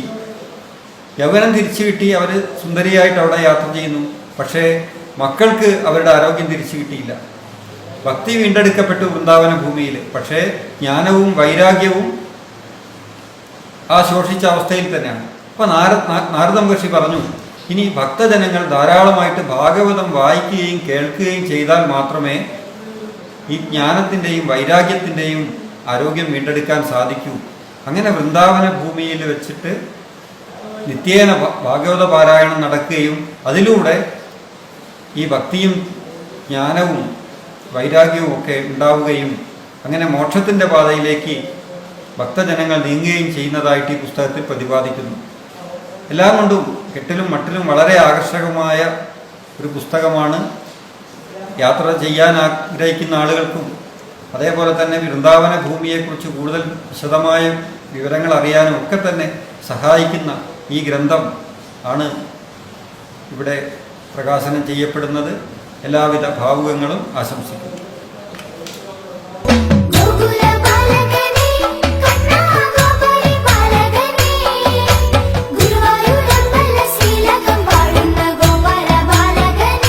പ്രിയപ്പെട്ടവരെ, നമസ്കാരം. ഒരു പുസ്തകത്തിന്റെ വായന പ്രയോജനപ്പെടുന്നത് പല തലങ്ങളിലാണ്. നമ്മുടെ ചിന്താമണ്ഡലത്തെ പ്രചോദിപ്പിക്കുക, അവാച്യമായ അനുഭൂതി പ്രദാനം ചെയ്യുക, സർഗപ്രേരണ നൽകുക, മറ്റു വായനകളിലേക്ക് നയിക്കുക, പകർന്നു കിട്ടിയ വസ്തുതാജ്ഞാനം ജീവിതത്തിൽ ഏതെങ്കിലും തരത്തിൽ ഉപയോഗപ്പെടുക. യാത്രാ വിവരണങ്ങൾ ചിലപ്പോൾ നമ്മെ സഹയാത്രികരായി കൂടെ കൊണ്ടുപോകും. ഒരു മാനസിക സഞ്ചാരത്തിൽ ആമഗ്നരാക്കും. മറ്റു ചിലപ്പോൾ പുതിയൊരു യാത്രയ്ക്ക് പ്രേരിപ്പിക്കും. യാത്രയ്ക്കുള്ള ബൗദ്ധികമായ പശ്ചാത്തലമൊരുക്കും. യാത്രയിൽ വഴികാട്ടിയാവും. യാത്രയെ കൂടുതൽ സഫലമാക്കും. യമുനാ തീരവിഹാരം എന്ന ഗ്രന്ഥം ഒരു യാത്രാ വിവരണമായാണ് എന്നിലേക്ക് എത്തിയത്. ഗ്രന്ഥകാരനായ കിരൺജിത്ത് വി ശർമ്മയെ നേരിട്ട് പരിചയമില്ലെങ്കിലും രചനയിലൂടെ അടുത്തറിഞ്ഞു. ദ്വാപര ജീവിതത്തിന്റെ വറ്റാത്ത ഉറവകളായി യമുനാ നദീതട ഭൂമിയെ പ്രകാശിതമാക്കുന്ന പുണ്യസ്ഥലങ്ങളാണ് അക്ഷരരൂപികളായി ഈ പുസ്തകത്തിലൂടെ നമ്മെ സ്വീകരിക്കുന്നത്.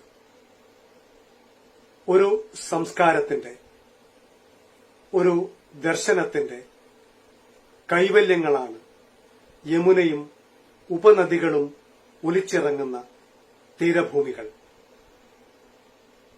ഭാരതീയ മനസ്സിന്റെ പൂർണ്ണതാസങ്കല്പമായ ശ്രീകൃഷ്ണന്റെ കിളീതടം, ഭാരതീയ ജീവിതത്തിന്റെ സമഗ്രഭാവമാണ് ശ്രീകൃഷ്ണൻ. ഭാരതീയ ദർശനങ്ങളുടെ നവനീതം, ആർത്തരും ആലംബഹീനരുമായ മനുഷ്യാത്മാക്കളുടെ അഭയകേന്ദ്രം.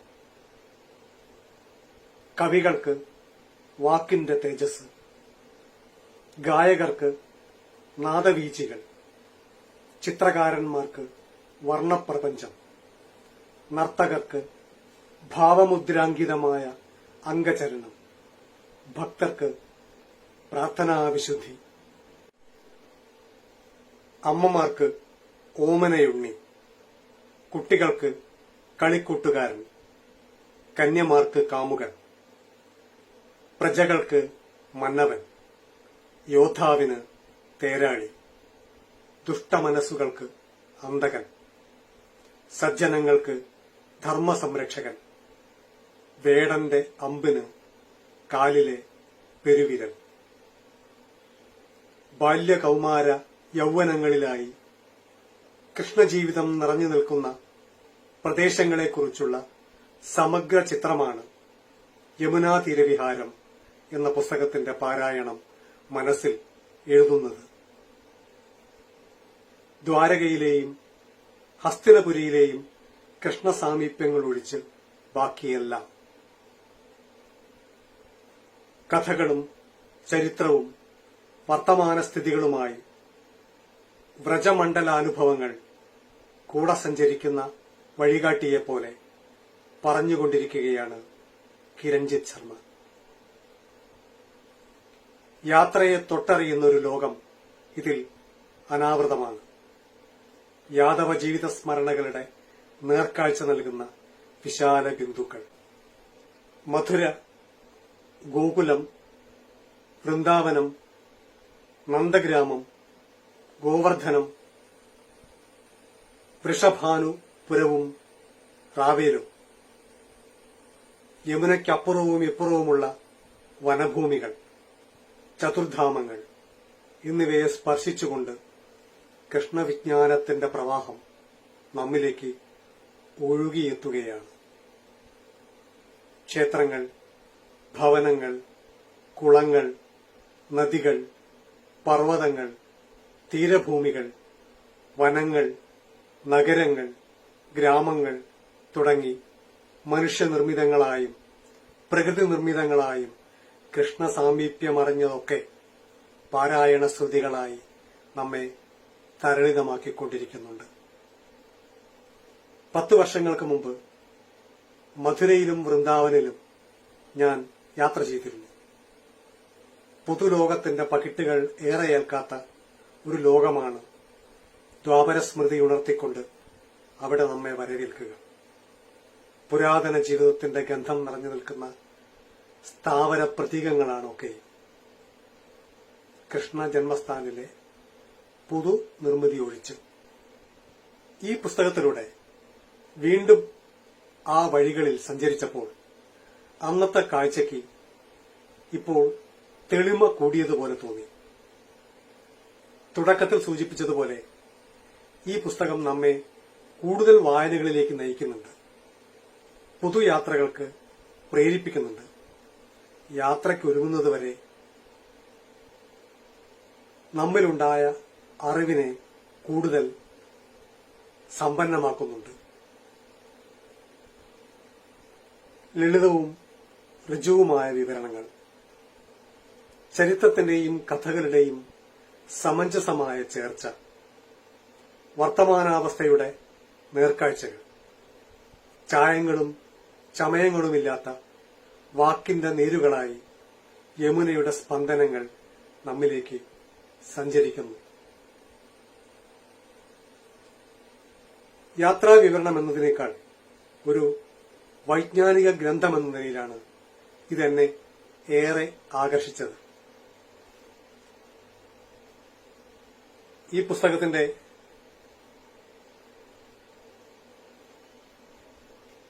തിരനോട്ടം എന്ന നിലയിൽ ശ്രീ കിരൺജിത് ശർമ്മ എഴുതിയ ചില വാക്യങ്ങളുണ്ട്. കുട്ടിക്കാലം മുതൽ കൃഷ്ണൻ എന്റെ ഇഷ്ടദേവനായിരുന്നു. കൃഷ്ണകഥകൾ ശ്രവിക്കാൻ നിരവധി അവസരങ്ങളുണ്ടായി. കൃഷ്ണലീലകൾ ഓരോന്നും മുത്തശ്ശിയാണ് ആദ്യമായി പറഞ്ഞു തരാറ്. അന്ന് മുത്തശ്ശിയുടെ നാവിൽ നിന്നും ശ്രവിച്ച കൃഷ്ണകഥകൾ ഇന്നും എന്റെ കാതുകളിൽ മുഴങ്ങുന്നു. അച്ഛൻ ഭാഗവതം വായിക്കുമ്പോൾ ഒപ്പമിരുന്ന് കഥകൾ ആസ്വദിക്കാറുണ്ട്. ഭാഗവതത്താലും ഹരിനാമകീർത്തനത്താലും മുഖരിതമായ കുടുംബ പശ്ചാത്തലം കൃഷ്ണനെ അറിയാനുള്ള എന്റെ ശ്രമങ്ങൾക്ക് ബാല്യത്തിലെ പ്രേരക ശക്തിയായി മാറി. ഇത് കിരൺജിത്തിന് മാത്രമുള്ള അനുഭവമല്ല. ഓരോ ഭാരതീയനും അവന്റെ ജീവിതത്തോടും സംസ്കാരത്തോടും അലിഞ്ഞു ചേർന്ന കൃഷ്ണ സങ്കല്പത്തിലെ കഥകളും കൃഷ്ണ ചരിതങ്ങളും നമ്മുടെ വളർച്ചയുടെ ഓരോ ഘട്ടത്തിലും നമ്മെ കൂടുതൽ കൂടുതൽ പ്രചോദിപ്പിച്ചുകൊണ്ടിരിക്കുന്നുണ്ട്. ഒരു യാത്രയിൽ കൃഷ്ണജീവിതം സംഭവിച്ച പ്രദേശങ്ങളിലേക്ക് എത്തിപ്പെടാൻ ആഗ്രഹിക്കാത്ത ഒരു ഭാരതീയനും ഉണ്ടാവില്ല.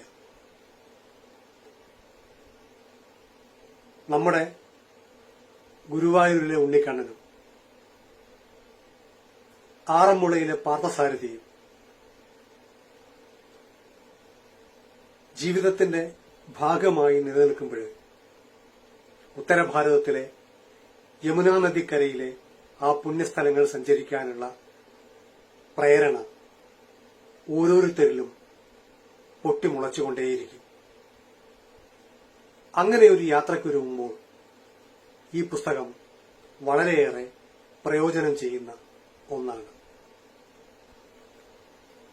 128, 130 പേജോളം ഉള്ള ഈ ഒരു പുസ്തകം സചിത്രമായാണ് സജ്ജീകരിച്ചിട്ടുള്ളത്. ഇതിൽ വിവരിക്കുന്ന ഓരോ സ്ഥലങ്ങളും ഓരോ ക്ഷേത്രങ്ങളും അതിന്റെ ചിത്രങ്ങളോട് കൂടിയ വിവരണങ്ങളായി കൃത്യമായി ഇതിൽ സന്നിവേശിപ്പിച്ചിട്ടുണ്ട്. ഒരുപക്ഷെ കുറെ കൂടി വിപുലമായ വിവരങ്ങൾ നമുക്ക് മറ്റ് പല പുസ്തകങ്ങളിൽ നിന്നും കിട്ടുമായിരിക്കാം. എന്നാൽ പുസ്തകങ്ങളിൽ നിന്ന് കിട്ടുന്നതിലപ്പുറം യാത്രയിലൂടെ നേരിട്ടറിഞ്ഞ ചില വസ്തുതകളും വിവരങ്ങളും ഈ പുസ്തകത്തിൽ ഉൾക്കൊള്ളിച്ചിട്ടുണ്ട്. അതാണ് ഈ പുസ്തകത്തെ കൂടുതൽ ആധികാരികമാക്കുന്നത്, കൂടുതൽ ജീവസ്വറ്റതാക്കി മാറ്റുന്നത്. ഓരോ സ്ഥലങ്ങളിലൂടെ ഈ ഗ്രന്ഥകാരൻ സഞ്ചരിക്കുമ്പോഴും ആ സഞ്ചാരത്തിന്റെ സുഖാനുഭവമല്ല അദ്ദേഹം ഇതിൽ വിവരിക്കുന്നത്. മറിച്ച് അവിടെ നിന്ന് അദ്ദേഹത്തിന് ലഭിച്ച ഓരോ അറിവിന്റെയും ബിന്ദുക്കൾ കോർത്തിണങ്ങിയ മാലയായിട്ടാണ് അദ്ദേഹം ഈ പുസ്തകം ഒരുക്കുന്നത്. അത് ഈ പുസ്തകത്തിന്റെ ഒരു സവിശേഷതയാണ്. മറ്റ് യാത്രാവിവരണ ഗ്രന്ഥങ്ങളിൽ നിന്ന് ഈ പുസ്തകത്തെ വേറിട്ട് നിർത്തുന്നതും അതാണ്. 9 അധ്യായങ്ങളുള്ള ഈ പുസ്തകത്തിൽ ആദ്യത്തെ അധ്യായം വ്രജമണ്ഡലത്തിന്റെ അകത്തളങ്ങളിലേക്ക് എന്ന് പറഞ്ഞുകൊണ്ട് ഈ ഒരു പ്രദേശത്തിന്റെ പൊതുവായ ചില പ്രത്യേകതകളെയും അതിന്റെ പ്രാധാന്യത്തെയും അദ്ദേഹം എടുത്തു പറയുകയാണ്. പിന്നീട് ഓരോരോ അധ്യായങ്ങളിലായി അദ്ദേഹം ഈ പ്രത്യേക സ്ഥലങ്ങളെക്കുറിച്ചുള്ള വിവരണങ്ങൾ കൊടുക്കുന്നു. ആദ്യം മധുര, പിന്നെ ഗോകുലം, പിന്നെ വൃന്ദാവനം, പിന്നെ ഗോവർദ്ധനം, പിന്നെ നന്ദഗ്രാമം, പിന്നെ രാധയുമായി ബന്ധപ്പെട്ട പ്രദേശങ്ങൾ, പിന്നെ ഈ യമുനാ നദിക്ക് കിഴക്കും പടിഞ്ഞാറുമുള്ള വനഭൂമിയുടെ പ്രദേശങ്ങൾ, അവസാനം വ്രജമണ്ഡലത്തോട് ചേർന്ന് കിടക്കുന്ന പ്രസിദ്ധമായ ചതുർധാമങ്ങൾ. ഒരുപക്ഷെ നേരിട്ട് കൃഷ്ണ ജീവിതവുമായി ബന്ധമുള്ള അല്ലെങ്കിൽ പോലും അതിന്റെ ഒരു വ്യാപ്തി നിറഞ്ഞു നിൽക്കുന്ന, അതിന്റെ ഒരു മഹിമ നിറഞ്ഞു നിൽക്കുന്ന പ്രദേശം എന്ന നിലയ്ക്ക് ഗംഗോത്രിയും യമുനോത്രിയും കേദാർനാഥും ബദ്രിനാഥും ഈ പുസ്തകത്തിന്റെ അവസാന അധ്യായത്തിൽ അദ്ദേഹം പരാമർശിച്ചിട്ടുണ്ട്. അതുകൊണ്ട് തന്നെ പുസ്തകത്തിന് ഏതാണ്ട് ഒരു സമഗ്രത കൈവന്നിരിക്കുന്നു. ഈ പുസ്തകം നമ്മൾ വായിക്കാനെടുക്കുമ്പോൾ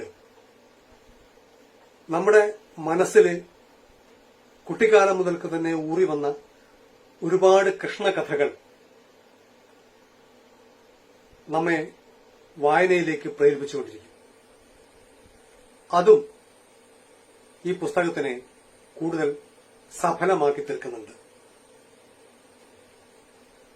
ഇതിലെ 9 അധ്യായങ്ങളിലായിട്ട് ഒരുപാട് കാര്യങ്ങൾ അദ്ദേഹം വിവരിക്കുന്നു. ഒരുപക്ഷെ ഓരോ സ്ഥലങ്ങളെക്കുറിച്ച് പറയുന്നതിന്റെ വിവരണത്തിന്റെ ഘടന ഒന്ന് ക്രമപ്പെടുത്തി ഉപശീർഷകങ്ങൾ കൊടുത്തുകൊണ്ട് റഫറൻസിന് പ്രയോജനപ്പെടുന്ന രീതിയിലേക്ക് മാറ്റാമായിരുന്നു. അത് ഒരുപക്ഷെ അടുത്ത പതിപ്പിൽ അദ്ദേഹത്തിന് ചെയ്യാൻ സാധിക്കുമായിരിക്കും. അതുപോലെ വസ്തുതാ ശേഖരണത്തിൽ ഉപയോഗിച്ച പ്രമാണ സൂചനയും അനുബന്ധമായിട്ട് ചേർക്കാം. അതും വായനക്കാർക്ക് വളരെയധികം പ്രയോജനപ്പെടും. പിന്നെ കുറച്ചുകൂടി ലേഔട്ടും ഇതിന്റെ കവറും ഒന്ന് ആകർഷകമാക്കിയിരുന്നെങ്കിൽ പുസ്തകം കുറെ കൂടെ ഭംഗിയുള്ളതായി തീരുമായിരുന്നു. അടുത്ത പതിപ്പിലേക്ക് ആലോചിക്കാവുന്ന ചില നിർദ്ദേശങ്ങൾ മാത്രമാണിത്. ഗ്രന്ഥകർത്താവിന്റെ 2ാമത്തെ പുസ്തകമാണിതെന്ന് കരുതുന്നു. വിജ്ഞാനദായങ്ങളായ കൂടുതൽ രചനകൾ അദ്ദേഹത്തിൽ നിന്ന് നമുക്ക് പ്രതീക്ഷിക്കാം. കൃഷ്ണവിജ്ഞാനത്തിലൂടെ സഞ്ചരിക്കാൻ കഴിയുന്ന ഒരു വിജ്ഞാനധാരയായി ഈ പുസ്തകം വായനക്കാർക്ക് തീർച്ചയായും പ്രയോജനപ്പെടും. കോഴിക്കോട്ടെ വേദ ബുക്സ് പ്രസിദ്ധീകരിക്കുന്ന ഈ പുസ്തകം പരമാവധി വായനക്കാരിലേക്ക് എത്തട്ടെ എന്ന് ആശംസിക്കുന്നു. നമസ്കാരം. മണ്ണുവാരി കളിച്ചു കണ്ണൻ കുഞ്ഞുവായും നിറച്ചു വായ തുറന്നവൻ നിഴലു ലോകവും അമ്മയെ കാണിച്ചു. എല്ലാവർക്കും നമസ്കാരം. മനുഷ്യൻ്റെ ജീവിതം എന്ന് പറയുന്നത് കാലത്തിൻ്റെയും ദേശത്തിൻ്റെയും പരിധിയിൽ കണക്കാക്കപ്പെട്ടതായ ഒന്നാണ്. ഭൂമിയിൽ ജനിച്ചു വീണ മരിക്കുന്നത് വരെയുള്ളതായ കാലം ഓരോ ഘട്ടം ആയിട്ട് അങ്ങനെ കടന്നു പോവും ഓരോ വ്യക്തിയുടെയും ജീവിതത്തിൽ. അപ്പം അതുകൊണ്ട് തന്നെ നമ്മൾ ഈ ജീവിതത്തിന് ജീവിതയാത്ര എന്നും പറയും. യാത്രയിൽ അങ്ങനെയാണല്ലോ പതിവ്. യാത്ര ചെയ്യണയാളെ മുമ്പിലേക്ക് ഇങ്ങനെ പോകുമ്പം മറ്റുള്ള വസ്തുക്കൾ പിമ്പിലേക്ക് ഇങ്ങനെ കാഴ്ചയുടെ മറവിലേക്ക് പോവുകയാണ് പതിവ്. അതുപോലെ ജീവിതത്തിൽ ഓരോരോ അനുഭവങ്ങളും കാലം മുമ്പിലേക്ക് പോകുമ്പം അനുഭവങ്ങൾ ഓരോന്നും പിമ്പിലേക്ക് പോയിട്ട് കണ്ണിൻ്റെ മുമ്പിൽ നിന്ന് മറയുകയാണ് പതിവ്. അപ്പം ആ ജീവിതയാത്ര മുമ്പിലേക്ക് ഇങ്ങനെ പോണ സമയത്ത് ശരീരവും മനസ്സും അതിനൊപ്പം ഉണ്ടാവണം. ശരീരത്തിൻ്റെയും മനസ്സിൻ്റെയും മനോഹരമായ ഒരു യോജിപ്പാണ് ജീവിതത്തിൻ്റെ ഭംഗി. ആ ഭംഗി പലപ്പോഴും പലരുടെയും ജീവിതത്തിൽ ഉണ്ടാവാറില്ല. കാരണം എന്താണെന്ന് ചോദിച്ചാൽ ശരീരത്തിൻ്റെയും മനസ്സിൻ്റെയും യോജിപ്പ് ഇല്ല തന്നെയാണ്. അപ്പം അതുകൊണ്ട് അങ്ങനെ വരുന്നതായ സന്ദർഭത്തിൽ മനുഷ്യൻ വഴികൾ അന്വേഷിക്കും. അപ്പോൾ ആ വഴികളുടെ അന്വേഷണത്തിൽ പ്രധാനപ്പെട്ടൊരു വഴിയാണ്, മനസ്സിനെയും ശരീരത്തിനെയും യോജിപ്പിക്കാൻ നല്ലൊരു വഴിയാണ് യാത്ര എന്ന് പറയും. യാത്രകൾ പലതരമുണ്ട് അല്ലേ? തീർത്ഥയാത്രയുണ്ട്, വിനോദയാത്രയുണ്ട്, പിന്നെ അവനവൻ്റെ നിത്യാവശ്യങ്ങൾക്കുള്ളതായ യാത്രയുണ്ട്. അപ്പം ഇങ്ങനെയുള്ള യാത്രകൾ പലതും ഉണ്ടെങ്കിലും തീർത്ഥയാത്ര എന്ന് പറയുന്നത് ഒരു പ്രത്യേക യാത്ര തന്നെയാണ്. തീർത്ഥം എന്ന് പറഞ്ഞാൽ തന്നെ ശുദ്ധാക്കണത് എന്നാണ് അർത്ഥം. ഈ ശുദ്ധാക്കണതിലേക്ക് മനുഷ്യൻ ചെന്നെത്തുക, അതാണ് തീർത്ഥയാത്ര എന്നുള്ളതുകൊണ്ട് തീർത്ഥാടനം എന്നും പറയും. തീർത്ഥം പ്രതി അടനം, തീർത്ഥത്തിലേക്കുള്ളതായ അടനം, ഗമനം, തീർത്ഥത്തിലേക്കുള്ള പോക്ക്. തീർത്ഥം എന്ന് പറഞ്ഞാൽ ശുദ്ധാക്കണതെന്ന് അർത്ഥം. അപ്പോൾ ഈ ശുദ്ധാക്കുക എന്ന് പറയുമ്പം രണ്ട് തരത്തിൽ ശുദ്ധാക്കലുണ്ട്. ഒന്ന് ശരീരത്തിനെ ശുദ്ധാക്കലാണ്, പിന്നെ ഒന്ന് മനസ്സിനെ ശുദ്ധാക്കലാണ്. ഇപ്പോൾ ഇവിടെ എന്താണെന്ന് ചോദിച്ചാൽ ശരീരത്തിനെ ശുദ്ധാക്കാൻ നമ്മൾ എവിടേക്കും പോകേണ്ടതില്ല. അവനവൻ്റെ കുടുംബത്തിൽ തന്നെ ഇരുന്ന് നന്നായിട്ട് തേച്ച് കുളിച്ചാൽ ശരീരം ശുദ്ധാവും. അപ്പോൾ ആ ശുദ്ധിക്ക് ഉപരിയായിട്ട്, ശരീരത്തിൻ്റെ ശുദ്ധി എന്ന് പറയുന്നതിന് ഉപരിയായിട്ട് ഹൃദയത്തിൻ്റെ അല്ലെങ്കിൽ മനസ്സിൻ്റെ ഒരു ശുദ്ധിയുണ്ട്. ആ ശുദ്ധിയാണ് പ്രധാനം. ആ മനഃശുദ്ധിയാണ് നമ്മൾ തീർത്ഥയാത്ര കൊണ്ട് പ്രധാനമായിട്ട് ഉദ്ദേശിക്കുന്നത്. അപ്പം ഇങ്ങനെ നിത്യജീവിതത്തിൽ പല വിധത്തിലുള്ളതായ വിഷയങ്ങളായിട്ട് കെട്ടിമറയണതായ മനുഷ്യന് വേണ്ട മാതിരി മനസ്സിനെ ശുദ്ധമായിട്ട് പരിപാലിക്കാൻ സാധിച്ചു എന്ന് വരില്ല. കാമം, ക്രോധം, ലോഭം, മോഹം, മതം, മത്സര്യം എന്നൊക്കെ പറഞ്ഞതായ വിഷയങ്ങൾ മനസ്സിനെ വലയ്ക്കും, വശീകരിക്കും, കശക്കും, വിഷമിപ്പിക്കും. അപ്പം അങ്ങനെ പരിക്ഷീണമായിട്ട് ഒരു ഭാഗത്ത് അങ്ങനെ തളർന്നു പോണതായ മനസ്സിനെ വീണ്ടും ഉത്തേജിപ്പിച്ചെടുക്കാനുള്ളതായ ഉത്തമമായ മരുന്നാണ് തീർത്ഥയാത്ര. വിശേഷിച്ചും എല്ലാ യാത്രകളും നിന്ന് അതിൽ വിശേഷിച്ച് തീർത്ഥയാത്ര. അപ്പോൾ ആ തീർത്ഥയാത്രയെക്കുറിച്ച് പറയുമ്പം ശാസ്ത്രങ്ങളിൽ പറയും, ശുദ്ധമായ മനസ്സുള്ളവർക്ക് പതേ തീർത്ഥം എന്നാണ് പറയുക. മനസ്സ് ശുദ്ധമാണെങ്കിൽ അവന് ഓരോ അടിയും തീർത്ഥാണ്. മനസ്സ് ശുദ്ധമല്ലെങ്കിൽ തീർത്ഥങ്ങളൊക്കെ ദൂരെയാണ് എന്ന് പറയും. ഇതാണ് പൊതുവേ തീർത്ഥയാത്രയെക്കുറിച്ചുള്ളതായൊരു സങ്കല്പം. അപ്പോൾ ഈ മനസ്സിനെ ശുദ്ധാക്കാനും ഹൃദയത്തെ ശാന്താക്കാനും പ്രധാനമായിട്ടുള്ളൊരു ഉപായമായിട്ടാണ് ഈ പറയണതായ തീർത്ഥയാത്രയെ കണക്കാക്കുന്നതെന്ന് പറഞ്ഞു. മഹാഭാരതം പോലുള്ള ഗ്രന്ഥങ്ങളിൽ പാണ്ഡവന്മാർ വനവാസകാലത്ത് തീർത്ഥയാത്ര ചെയ്തതായിട്ട് പറയുന്നുണ്ട്. അർജുനൻ പാശുപതം മുതലായിട്ടുള്ള അസ്ത്രങ്ങൾ വാങ്ങാനായിട്ട് പോയ കാലത്ത് പാണ്ഡവന്മാർ പാഞ്ചാലിയോട് കൂടിയിട്ട് അർജുനൻ്റെ ആ ഒരു അഭാവത്തിൽ ദുഃഖിച്ചിരിക്കുന്ന സമയത്താണ് അവർ തീർത്ഥയാത്രയ്ക്ക് പുറപ്പെടുന്നത്. അങ്ങനെ ഭാരതം മുഴുവൻ തീർത്ഥയാത്ര ചെയ്ത് തെക്ക് നിന്ന് വടക്ക് നിന്ന് തെക്കോട്ടുമുള്ളതായ അവരുടെ സഞ്ചാരം മഹാഭാരതത്തിൽ വളരെ വിസ്തരിച്ച് വിശദീകരിച്ച് പറയുന്നുണ്ട്. അപ്പോൾ അതൊക്കെ തന്നെയാണ് നമ്മൾ ഇന്നും പോയി ചെന്ന് തൊഴണതായ തീർത്ഥങ്ങൾ. ഈ തീർത്ഥങ്ങളിൽ ചെല്ലലും തൊഴലും നമസ്കരിക്കലും ആ തീർത്ഥത്തിൻ്റെ ശുദ്ധി ഹൃദയത്തിലേക്ക് ആവാഹിക്കലും അങ്ങനെ ശരീരത്തിനെയും മനസ്സിനെയും ശുദ്ധാക്കലും ഇതൊക്കെ തീർത്ഥയാത്രയുടെ ഒരു വലിയ മഹിമയാണ്. അപ്പം എല്ലാവർക്കും എപ്പോഴും തീർത്ഥയാത്ര ചെയ്യാനായിട്ട് സാധിച്ചു എന്ന് വരില്ല. പലതരം ബുദ്ധിമുട്ടുണ്ട്. ഇപ്പം ആധുനിക കാലത്ത് പറയുക വെച്ചാൽ പണം വേണം, സമയം വേണം, ആരോഗ്യം വേണം, സാഹചര്യങ്ങൾ വേണം, ഇതൊക്കെ പ്രധാനമാണ്. അപ്പം എല്ലാവർക്കും എപ്പോഴും തീർത്ഥയാത്ര ചെയ്യാൻ പറ്റിയെന്ന് വരില്ല. പക്ഷേ അങ്ങനെയുള്ളവർക്കൊരു സൗകര്യം എന്ന് പറയുന്നത് തീർത്ഥയാത്ര ചെയ്തവർ നൽകുന്ന വിവരണങ്ങൾ, ആ വിവരണങ്ങൾ കേൾക്കണ ആൾക്കും തീർത്ഥയാത്ര ചെയ്തതായ ഫലം ഉണ്ടാക്കും എന്നാണ് പറയുക.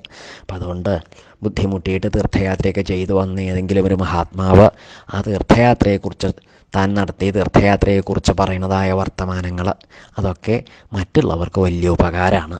ഇവിടെ ഇപ്പോൾ പറയുക വെച്ചാൽ ഈ ഒരു വിശേഷപ്പെട്ട ഒരു തീർത്ഥയാത്ര, അതായത് യമുന തീരവിഹാരം എന്ന് പറയുന്നൊരു പുസ്തകത്തിൻ്റെ പേരാണ്. ഒരു തീർത്ഥയാത്ര നടത്തിയിട്ടുള്ള ആ അനുഭവങ്ങൾ വിവരിച്ച പുസ്തകത്തിൻ്റെ പേരാണ്. അപ്പോൾ ഈ യമുനാതീര വിഹാരം എന്ന് പറഞ്ഞാൽ തന്നെ ഒരു പുസ്തകത്തിൻ്റെ പേരാന്ന് തോന്നില്ല. യമുനയുടെ തീരത്ത് വിഹരിക്കുക എന്നാണ് അതിൻ്റെ അർത്ഥം. അപ്പോൾ കിരൺജിത്ത് യു ശർമ്മ എന്ന് പറഞ്ഞൊരു മഹാത്മാവ് യമുനാതീര വിഹാരം എന്ന് പറഞ്ഞതായ ഈ ഗ്രന്ഥം എഴുതിയിട്ടുള്ളത് അദ്ദേഹത്തിന് പ്രയോജനത്തിനല്ല. അപ്പം അദ്ദേഹം കൃഷ്ണാവതാര ഭൂമിയായിട്ടുള്ള പല ദിക്കിലും നടന്ന് ശ്രീകൃഷ്ണ ഭഗവാന്റെ മഹിമകളൊക്കെ പടർന്ന് പിടിച്ച് കിടക്കുന്നതായ ആ ഒരു ഓർമ്മകൾ ഇങ്ങനെ നിറഞ്ഞു നിൽക്കുന്നതായ യമുന നദിയുടെ, കാളിന്തി നദിയുടെ തീരത്തൊക്കെ സഞ്ചരിച്ച് തീർത്ഥാടനം ചെയ്ത് അദ്ദേഹത്തിൻ്റെ അനുഭൂതികൾ സാധാരണക്കാരായ നമ്മൾക്കൊക്കെ ഉപകാരപ്രദമാവട്ടെ എന്ന് വിചാരിച്ചിട്ടാണ് അദ്ദേഹം ഗ്രന്ഥരൂപത്തിൽ രൂപപ്പെടുത്തി വെച്ചത്. അതെല്ലാവർക്കും വലിയ ഉപകാരമാവും, സംശയമില്ല. ഏതായാലും ഈ യമുന, ഗംഗ എന്നൊക്കെ പറയുന്നത്, ഗംഗ യമുന എന്ന് പറയുന്ന രണ്ട് നദികൾ ഭാരതത്തിൽ വളരെ വിശിഷ്ടങ്ങളായ നദികളായിട്ടാണ് പറയുക. എല്ലാ നദികളും വിശിഷ്ടമാണ്, പക്ഷേ ഗംഗയ്ക്കും യമുനയ്ക്കും വളരെ ഒരു പ്രത്യേകത പറയാറുണ്ട്. ഹിമാലയത്തിൽ നിന്ന് പുറപ്പെടുന്നതായ രണ്ട് പ്രധാനപ്പെട്ട നദികളാണ് ഈ ഗംഗയും യമുനയും. അതിൽ ഗംഗ എപ്പോഴും നമ്മൾ പറയാറുണ്ട് ശുദ്ധമായിട്ട് തീർത്ഥാടനങ്ങൾ, എല്ലാ കാശി മുതലായിട്ടുള്ള പുണ്യസ്ഥാനങ്ങൾ, ഹിമാലയത്തിലെ പ്രധാനപ്പെട്ട സ്ഥാനങ്ങളൊക്കെ ഗംഗയുടെ കരയിലാണ്. അതുപോലെ തന്നെ പുറപ്പെടുന്ന നദിയാണ് യമുനയും. യമുന നദിയുടെ തീരത്താണ് ഭഗവാന്റെ ലീലകൾ. ഭാഗവതം പോലെയുള്ള ഗ്രന്ഥങ്ങളിലൊക്കെ, പത്മപുരാണത്തിലൊക്കെ പറയും എത്ര ലീലാഹരേരഭോൽ, എത്ര അവിടെയാണല്ലോ ഭഗവാന്റെ ലീലകളൊക്കെ ഉണ്ടായത്. ആ ഭഗവത് ലീലകളെ കൊണ്ട് പുണ്യവത്തരം ഒന്നും കൂടി കൂടിയിട്ടുള്ളതായ യമുന നദിയുടെ തീരത്ത് ഓരോ പൂഴിമണ്ഡരിയും വളരെ ഈശ്വരീയമായ ചൈതന്യം നിറഞ്ഞ് പ്രകാശിക്കുന്നതാണ്. ആ പ്രകാശം ഈ പുസ്തകം വായിക്കുന്നവർക്കെല്ലാവർക്കും ഉണ്ടാവും എന്നുള്ള കാര്യത്തിൽ സംശയമില്ല. അങ്ങനെ എല്ലാവർക്കും ആ മഹിമ ഉണ്ടാവട്ടെ എന്ന് പ്രാർത്ഥിച്ചുകൊണ്ട് ഈ അല്പമായ ഭാഷണം ഇവിടെ അവസാനിപ്പിക്കുന്നു. എല്ലാവർക്കും നന്മയുണ്ടാവട്ടെ. എല്ലാവർക്കും നമസ്കാരം.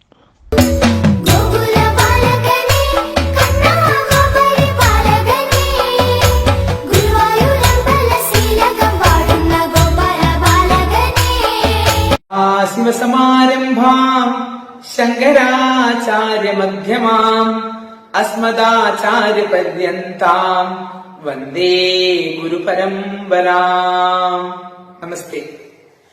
ആദരണീയനായ രാഷ്ട്രീയ പുസ്തകന്യാസ് അഥവാ നാഷണൽ ബുക്ക് ട്രസ്റ്റ് അംഗം ശ്രീ EN നന്ദകുമാർജി, കേസരി പത്രാധിപ സമിതി അംഗം ശ്രീ CM രാമചന്ദ്രൻ മാസ്റ്റർ, ഭാഗവതാചാര്യൻ ശ്രീ വിനോദ് കുമാർ ശർമ്മ, തപസ്യയുടെ മേധാവി ശ്രീഹർഷൻ മാസ്റ്റർ, വേദയുടെ പത്രാധിപർ ശ്രീ ഷാബു പ്രസാദ് ജി, കാളിദാസ്, ഈ പരിപാടി വീക്ഷിച്ചുകൊണ്ടിരിക്കുന്ന വ്യക്തികളെ, ഭഗവാൻ ശ്രീകൃഷ്ണന്റെ പാദസ്പർശത്താൽ അനുഗ്രഹീതമായ പ്രദേശങ്ങളിലൂടെ യാത്ര നടത്താൻ കഴിയുന്നത് ഏതൊരു കൃഷ്ണഭക്തനും സന്തോഷകരമായ കാര്യമാണ്. യമുനയുടെ തീരത്തുള്ള മഥുര, ഗോകുലം, വൃന്ദാവനം, ബർസാന, ഗോവർദ്ധനം, നന്ദഗ്രാമം, റാവേ, ദ്വാദശ വനങ്ങൾ തുടങ്ങി കൃഷ്ണലീലകൾ അരങ്ങേറിയ 84 കോശങ്ങളിലായി വ്യാപിച്ചിരിക്കുന്ന ഭൂപ്രദേശമാണ് വ്രജമണ്ഡലം. 2007 20 വയസ്സ് പ്രായമുള്ളപ്പോഴാണ് ഞാൻ ആദ്യമായി വ്രജമണ്ഡലം സന്ദർശിച്ചത്. അതിനുശേഷം പലതവണ വ്രജമണ്ഡലത്തിലെ വിവിധ പ്രദേശങ്ങൾ സന്ദർശിക്കാനുള്ള സൗഭാഗ്യം എനിക്ക് വന്നു ചേർന്നു. കൃഷ്ണന്റെ പാദസ്പർശമേറ്റ മണ്ണിന്റെ മഹാത്മ്യം വായനക്കാരിലേക്ക് ഒരു പുസ്തക രൂപത്തിൽ എത്തിക്കണം എന്ന ചിന്ത വളരെ കാലമായി എന്നിൽ ഉണ്ടായിരുന്നുവെങ്കിലും അത് സാക്ഷാത്കരിച്ചത് ഈ കഴിഞ്ഞ ഏപ്രിൽ മെയ് മാസങ്ങളിൽ ലോക്ക്ഡൌൺ കാലഘട്ടത്തിലായിരുന്നു. ക്ഷേത്ര പരിസരത്ത് വളർന്നു വന്ന എനിക്ക് കുട്ടിക്കാലം മുതൽ തന്നെ മാതാപിതാക്കളും മുത്തശ്ശനും മുത്തശ്ശിയും പുരാണ കഥകൾ പറഞ്ഞു തരുമായിരുന്നു. അതുകൊണ്ട് തന്നെ ചെറുപ്പകാലം മുതൽ ആധ്യാത്മികതയോട് എനിക്ക് അതീവ താല്പര്യം ഉണ്ടായിരുന്നു. ഭാരതത്തിന്റെ സംസ്കാരത്തെയും വിശ്വാസങ്ങളെയും പ്രചരിപ്പിക്കാനുള്ള ആ ഇച്ഛ ഈ കൃതി വേഗം പൂർത്തിയാക്കാൻ എന്നെ സഹായിച്ചു. ഈ കൃതിയിലൂടെ വായനക്കാരെ കൃഷ്ണകാലത്തേക്ക് കൈപിടിച്ച് കൂട്ടിക്കൊണ്ടുപോവുകയും കൃഷ്ണന്റെ സ്മരണകൾ ഉറങ്ങുന്ന പ്രദേശങ്ങളുടെ മഹാത്മ്യം മനസ്സിലാക്കി കൊടുക്കുകയും ആണ് എന്റെ ഉദ്ദേശ്യം. ഞാൻ പലതവണയായി നടത്തിയ യാത്രയുടെയും വിവരശേഖരണത്തിന്റെയും അടിസ്ഥാനത്തിലാണ് ഈ കൃതി ജനിച്ചത്. വായനക്കാരെ വ്രജമണ്ഡല ദർശനത്തിന് പ്രേരിപ്പിക്കാനും അതേപോലെ തന്നെ വ്രജമണ്ഡല യാത്രികർക്ക് ഒരു വഴികാട്ടിയായും ഈ കൃതി ഉപകരിക്കുമെന്ന് പ്രതീക്ഷിക്കാം. ഈ കൃതിയുടെ ഔപചാരികമായ പ്രകാശനം നിർവഹിച്ചത് കേന്ദ്ര വിദ്യാഭ്യാസ മന്ത്രാലയത്തിന്റെ കീഴിലുള്ള രാഷ്ട്രീയ പുസ്തകന്യാസ് അഥവാ നാഷണൽ ബുക്ക് ട്രസ്റ്റ് അംഗം ശ്രീ എൻ നന്ദകുമാർജിയാണ്.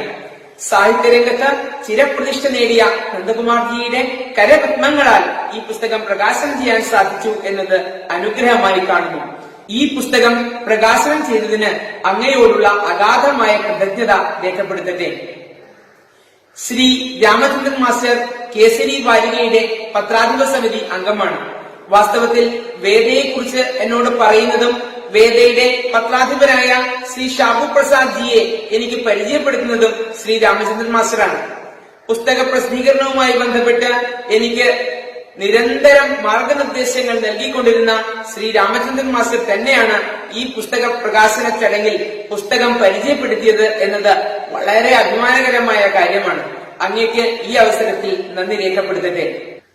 ശ്രീമദ് ഭാഗവത കഥകൾ ചെറുപ്പം മുതൽ കേൾക്കാൻ കഴിഞ്ഞത് ആധ്യാത്മിക രംഗത്തേക്ക് പ്രവേശിക്കാൻ എന്നെ സഹായിച്ചിട്ടുണ്ട്. യൂട്യൂബിലൂടെ ശ്രീ വിനോദ് കുമാർ ശർമാജിയുടെ ഭാഗവത സപ്താഹങ്ങളുടെ വീഡിയോ കാണാൻ സാധിച്ചിട്ടുണ്ട്. അതുകൊണ്ട് തന്നെ ഈ കൃതിയുടെ രചനയിൽ അദ്ദേഹത്തിന്റെ ഭാഗവത വ്യാഖ്യാനങ്ങൾ പ്രേരക ശക്തിയായി വർത്തിച്ചിട്ടുണ്ട്. ഈ പുസ്തകത്തിന് സർവ്വവിധ ഭാവുകങ്ങളും നേർന്നുകൊണ്ട് ശബ്ദ സന്ദേശം അയച്ച ഭാഗവതാചാര്യൻ ശ്രീ വിനോദ് കുമാർ ശർമാജിക്ക് ഹൃദയം നിറഞ്ഞ കൃതജ്ഞത രേഖപ്പെടുത്തട്ടെ.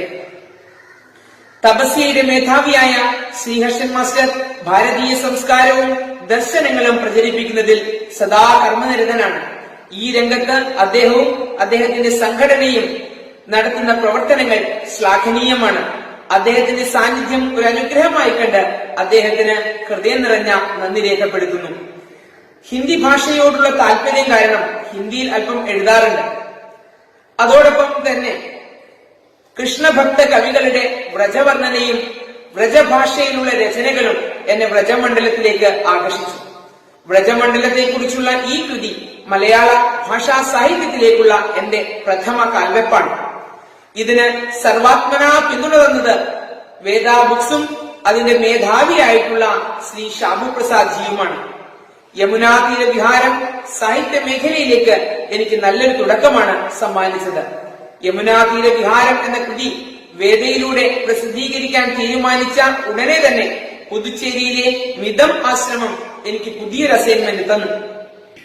അവർ കൃഷ്ണാസ് ബട്ടർ എന്ന പദ്ധതിയിലൂടെ ഇംഗ്ലീഷിലും ഹിന്ദിയിലും കുട്ടികൾക്കായി ഭഗവത്ഗീതയുടെ അടിസ്ഥാനത്തിൽ പ്രസിദ്ധീകരിക്കുന്ന Krishna's butter for champion students എന്ന പുസ്തകത്തിന്റെ മലയാള പരിഭാഷ തയ്യാറാക്കാൻ ആവശ്യപ്പെട്ടു.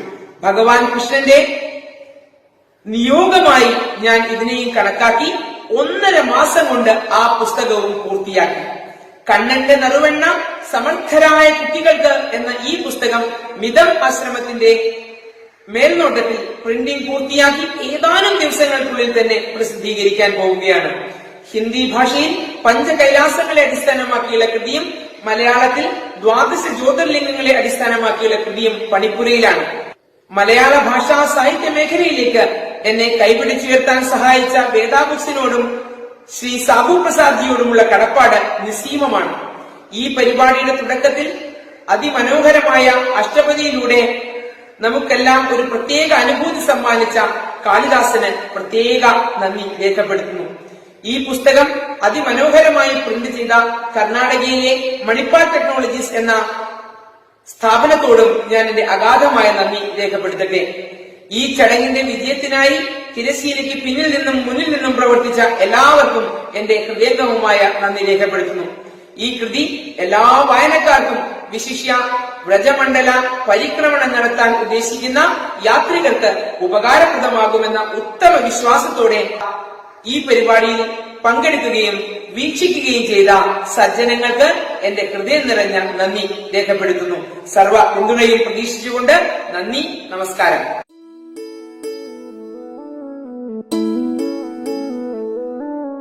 Thank you.